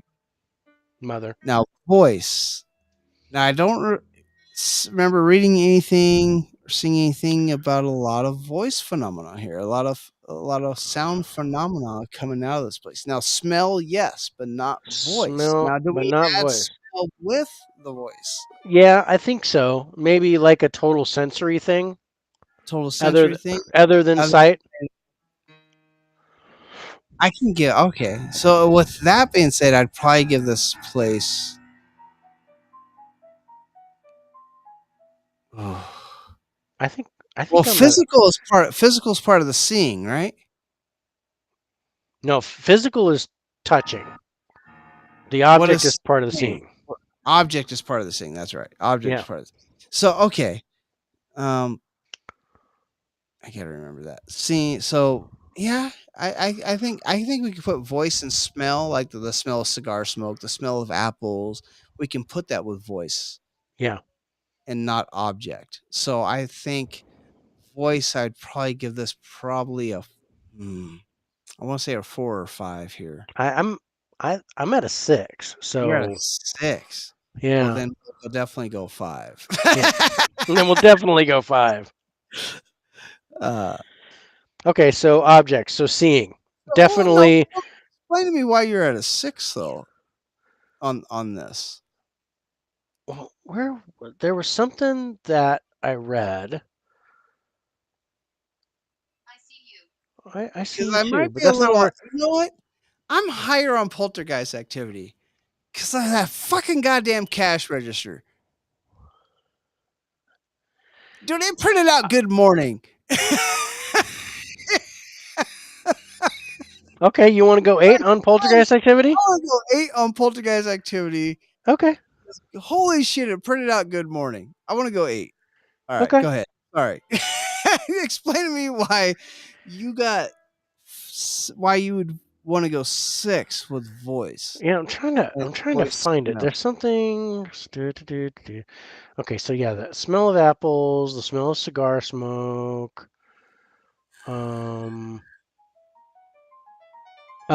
The staring back at the reflections. That's where I was at. Okay, see, I put that in seeing with the objects. Yeah. That's seeing. Yeah. Yeah. Okay, I agree with that. Okay, so 5 is still a good number. Yeah. You think 5 is still a good number? Yeah, I think 5's still a good number. Okay. All right. Okay, so now let's go to objects, and that's Let's why go I to- asked you about where seeing was because the reflective surfaces. Anytime there's a reflective surface, it wants to show. Yeah, not just a mirror either. Like not just a mirror. It could like be a lamp. there could be a steel doorknob. It could be your glass or I'm totally digging that. That's creepy as shit. And it really kind of boosts the seeing portion of me of not just seeing not just seeing the woman in apparition, white, not just seeing woman in her. white, which automatically is going to boost me up for seeing. Yeah. I would probably put this at a seeing as a 7. Yep, I'm at a 7. Okay. Electrical. Now this is where I go back into the register. Yeah. This is where I was going to talk about the register instead of the poltergeist activity, but I can see where you're going there. Yeah. I think this is definitely electrical Stop manipulation. Not yet. We're not done. It said finish, and now it says stop recording. I said we're almost there. Electrical, I think, is one of the higher ones here. I think, don't you think? I think it corresponds with.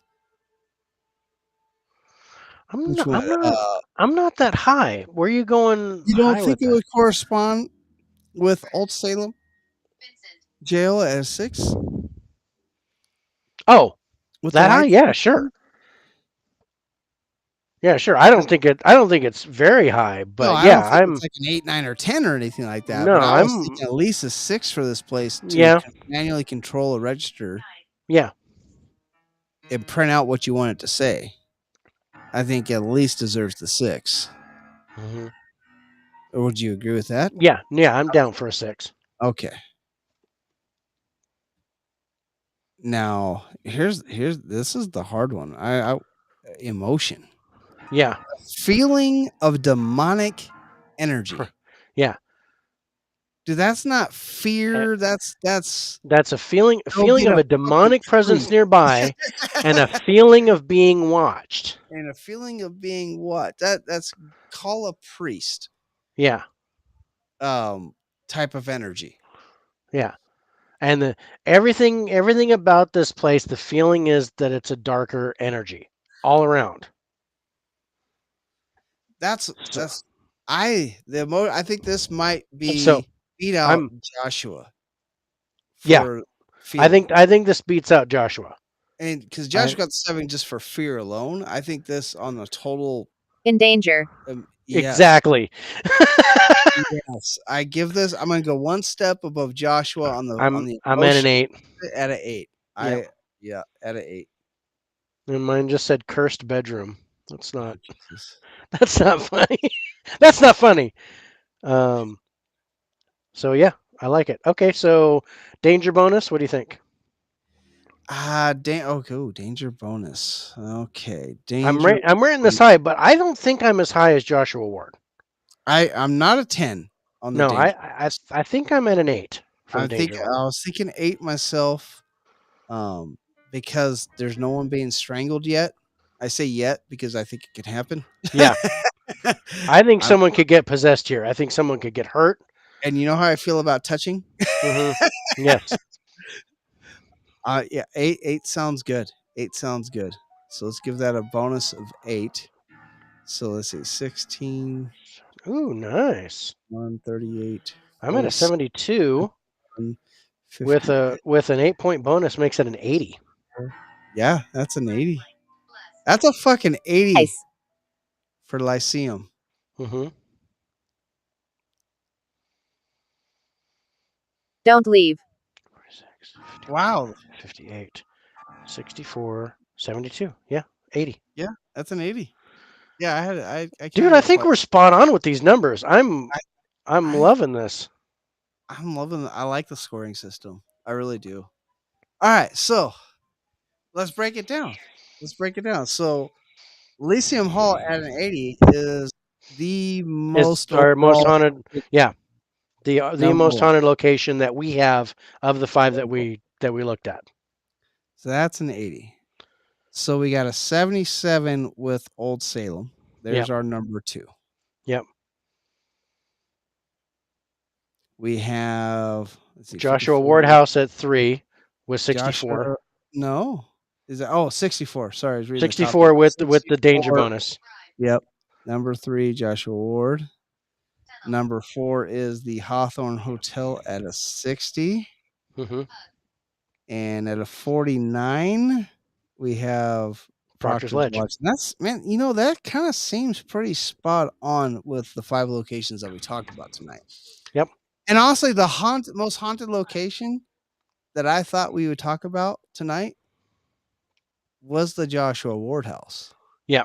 When I came into talking about the 5 locations, that's the place I thought would be the most overall. Yeah. And it's in 3rd place. Lyceum, and it's in 3rd place. Yeah. I mean, Lyceum we were on the fence about Lyceum. Son. It was either going to be that or one of the cemeteries. Yeah. And I was like, I was like, you know what? I like the poltergeist activity here. So let's do Lyceum, and it turns out to be our most haunted spot. Well, the cemetery's Lyceum is like, well, I really like Lyceum. You're like, I really like the poltergeist section. I was like, all right, that's it. We're talking about Lyceum. Recently. But yeah. I suspected it would be Joshua Ward, then the jail, then the hotel. I knew Proctor's Ledge was going to be our least. Number 5. Yeah. I thought Lyceum being like number 4, Yeah. Yeah, That's impressive. And I I would, found this out scoring my movies too, because I'm like, dude, I didn't think that because I did like my top 10 movies of 1984, and the one that got the top spot wasn't even one that I even thought that would take the top spot. and if we go off a danger level, then Josh Ward is the most dangerous, followed by Exactly. Elysium, and then old Salem Jail, Murdered. Hawthorne, and Proctor's. Hmm. Worried. Man, And I think that tracks. I think it does track. Yeah. That's pretty awesome. I like it. I like this. I like it. Well, shit, man. Show That's our yourself. show today, and we got a good show next week, don't we? Yeah, we do. We got so yeah, we've got an interview next week. We got an interview next week. And So we're going to talk about, what are we talking about next week? Oh, we are going to talk about paranormal activity on the set of movies. Set of movies. That's Um, right. I'm pretty sure you guys could guess where that. Ooh, maybe that's where instead of, maybe I'll put the on Facebook, I'll put the poll on most where the people think about most haunted locations, movie locations are for our poll. That way That's- we have the poll that's some set up. interesting. Yeah, I did some research on that, and it was really interesting. Because not only movie sets supposedly cursed for whatever reason, and people dying and things happening, And I but think that's all- other stuff too, like well, I have a documentary which I wanted to talk about next week as just kind of a side note. yeah. But I have a documentary because I have the documentary of the very first Coast Adventures episode, their pilot, right? Oh, the one out there in Nevada, yeah. Yeah. Oh, So I've got their pilot episode, and with that came a documentary of a director who was filming a movie, just a regular movie, and he started to get paranormal activity on set because they were filming it in like an old hotel or something, old abandoned hospital or hotel, and they started to get paranormal activity on set. So he had extra people come in with cameras and filmed the paranormal activity while they were doing the show, while they were doing this movie, and then he did a documentary about that and showed off some of the stuff that he got. Like, and you get like faces in the windows and stuff, and really, it was really neat. So I want to see if I can find that. I think I know where it's at. I'm sorry you're restless. Okay. Nope. I might have to shut you off, dude. It also said Eric. Oh shit. But anyway, so next week, right here on Spirits of Spirits, episode 14, we are going to have the lost Leatherface himself, That's right. Brett Wagner. Yeah. He and I used to work in pro wrestling together, and he's been in almost 100 movies and TV shows and stuff. He hosts Monster Garage. Great show. He was in Bicentennial Man. He did episode of Castle, and those other shows. He was in Sons of Anarchy, and he's had a pretty good career. I love this dude. If I can talk to this guy. I can't wait for you to talk to him, bro. he is absolutely crazy. Yeah, how long has he been out of wrestling now? He's been out of wrestling longer than I've been out of wrestling. So, because he left before I did, but he was there. He was the one that brought me in to wrestling in '99. Okay. He was the one that I interviewed with because I was, I sent him an email and I said, hey, I went to one of their shows and I said, hey, I think I could help you out with the production because I was like, I'm gonna use my tech knowledge and I can help you guys get on the internet, and help you guys with camera work, music, whatever. And in exchange, just train me for free. Yep. And he was like, okay, cool. So But before I knew it, not only did I run the production area, I directed the show. I wrestled, I refereed, I did all the stuff for this company. And he didn't wrestle when I came in, although the dude's 6'6", probably 350. Really, he's a big dude. He's Yeah. a big dude. But he never wrestled. He came in, he was a manager, and he Yeah. used to manage people. But boy, he could work the mic. Oh, And so I'm hoping we get that next week. I know we're gonna get it next week. He's gonna be all over us, dude.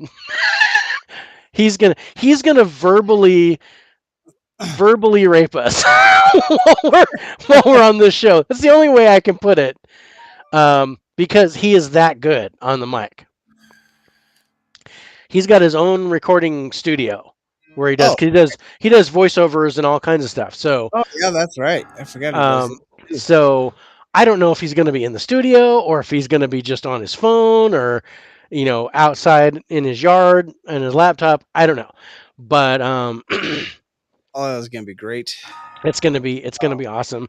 I'm looking forward to it. But the reason why he's called the Lost Leatherface is because, and I know I told you, but for those of you at home, or watching us or listening, he was in the 2003 remake of Texas Chainsaw Massacre as Leatherface. Yep. So he got injured. He got injured 1 week into shooting, and they had to bring in someone else to finish the show. So he's got one kill. The first kill in the 2003 remake Is this man right is him. here? So, and I have the We all know 2003 remake on DVD. He autographed it for me, and he sent me a Funko. So I'm going to show that on the show next week. But yeah, I'm really excited. I have no idea what he's going to say. First kill's always the most important, just so everybody's aware. Exactly. First kill is always the most important in a slasher movie, but that's what sets the tone for the whole film. Yeah, I'm straight. But I don't know what this dude's going to talk about. I don't know what he's going to say. I told him what we were going to do for the episode. That being said, we are starting technically now because of our new start time at 7:30. We are starting an hour early next week. Yeah. We are starting at 6:30 my time, 5:30 your time. Oh, Yeah. I forgot. Are we not doing the lowdown next week? If we do, it's going to have to be 4 or 4:30. But I'm technically not off work yet, so I don't know. Yeah, we'll talk. I don't know. It might. I'm thinking if we go early with him, that maybe we do the lowdown after that. But that would run us a little late for the lowdown. Yeah. But I don't. We'll talk about it. We'll talk about it. We'll talk about it after the show. But yeah, I'm not sure exactly what we want to do with that. Yeah, I still want to do the lowdown. Yeah. But yeah, we're either going to have to go like a really short lowdown, or maybe we'll talk about doing it after this. I'm thinking maybe if we're going to start at 5:30, maybe we do lowdown afterwards. Maybe we do the lowdown afterwards. Yeah. So with that being said, again, we are going to be starting an hour earlier than what we've been starting the last 2 weeks, which would be 6:30 Mountain Time, 5:30 Pacific, 8:30 Eastern, 7:30 Central. I'm trying to go. What is it? 1:30 in the morning, Greenwich Mean Time, and What's Holland? What's the Netherlands? We got some fans over in the Netherlands. I think that's Greenwich Mean Time. That's right. England. That's England. Yeah. So I think that's right around the same time zone. Yeah. Or what is it? 7. So then it's 8:30 a.m. India time. But either way, if you guys can't watch the show in those foreign countries, you can always watch it pre-recorded on the YouTube page, or not pre-recorded, but after recorded on the YouTube page, the Facebook page, Twitter page. I think even Twitch holds it in there for us, but not Vaughn Live. Vaughn Live is live only. Yeah. Or if you can't catch it live by watching, you can always listen to it on one of our podcasts brought to you by Anchor. You can watch it on Spotify, Apple Podcasts, Google Podcasts, Pocket Casts, Radio Public, or even Breaker. There's lots of ways for you guys to listen and watch. So if you can't watch the show live, there's lots of ways for you guys to listen. You can definitely catch it on Twitter. Yeah, definitely catch it on Twitter. It'll be available there on the Twitter page. You definitely be able to catch it on the YouTube page after the show, or even Facebook's page after the show. It automatically puts those recordings out there for us. It doesn't just keep it live; it keeps the recording for us as well. So, lots of ways for you guys to listen and watch. So, appreciate Anchor and Restream for doing that for us. Dave, any closing remarks for tonight's episode? I was a little shocked on where we got, but I'm pleased with the scores. I didn't think we were going to do the scores this soon, but I had them. Yeah, I know. I know. I had the aspects ready. I was actually going to talk to you about them after the show today. I was going to talk to you about them today, and then we were going to do them next week. I'm like, fuck it, let's go. But let's go now. So I'm glad it worked out. And yeah, I'm kind of warming up to the danger bonus. Well, we can work on that part. I like the idea of a danger bonus. Yeah. I just don't know if I like how we're doing the danger bonus yet. Yeah. And then what we did not do, and what we do for all of our cities, is how haunted is Salem. So, taking all the scores, 80, 16, 77, 64, 49, and 60. 19.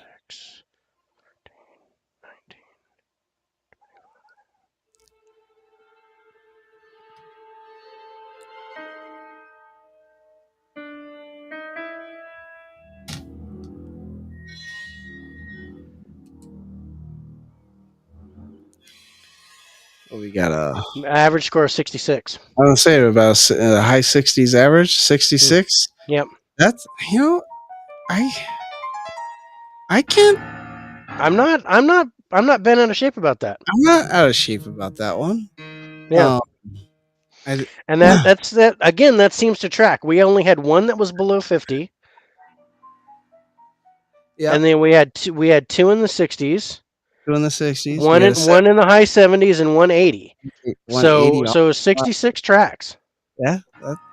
I can't fight the numbers, folks. Can't fight the numbers.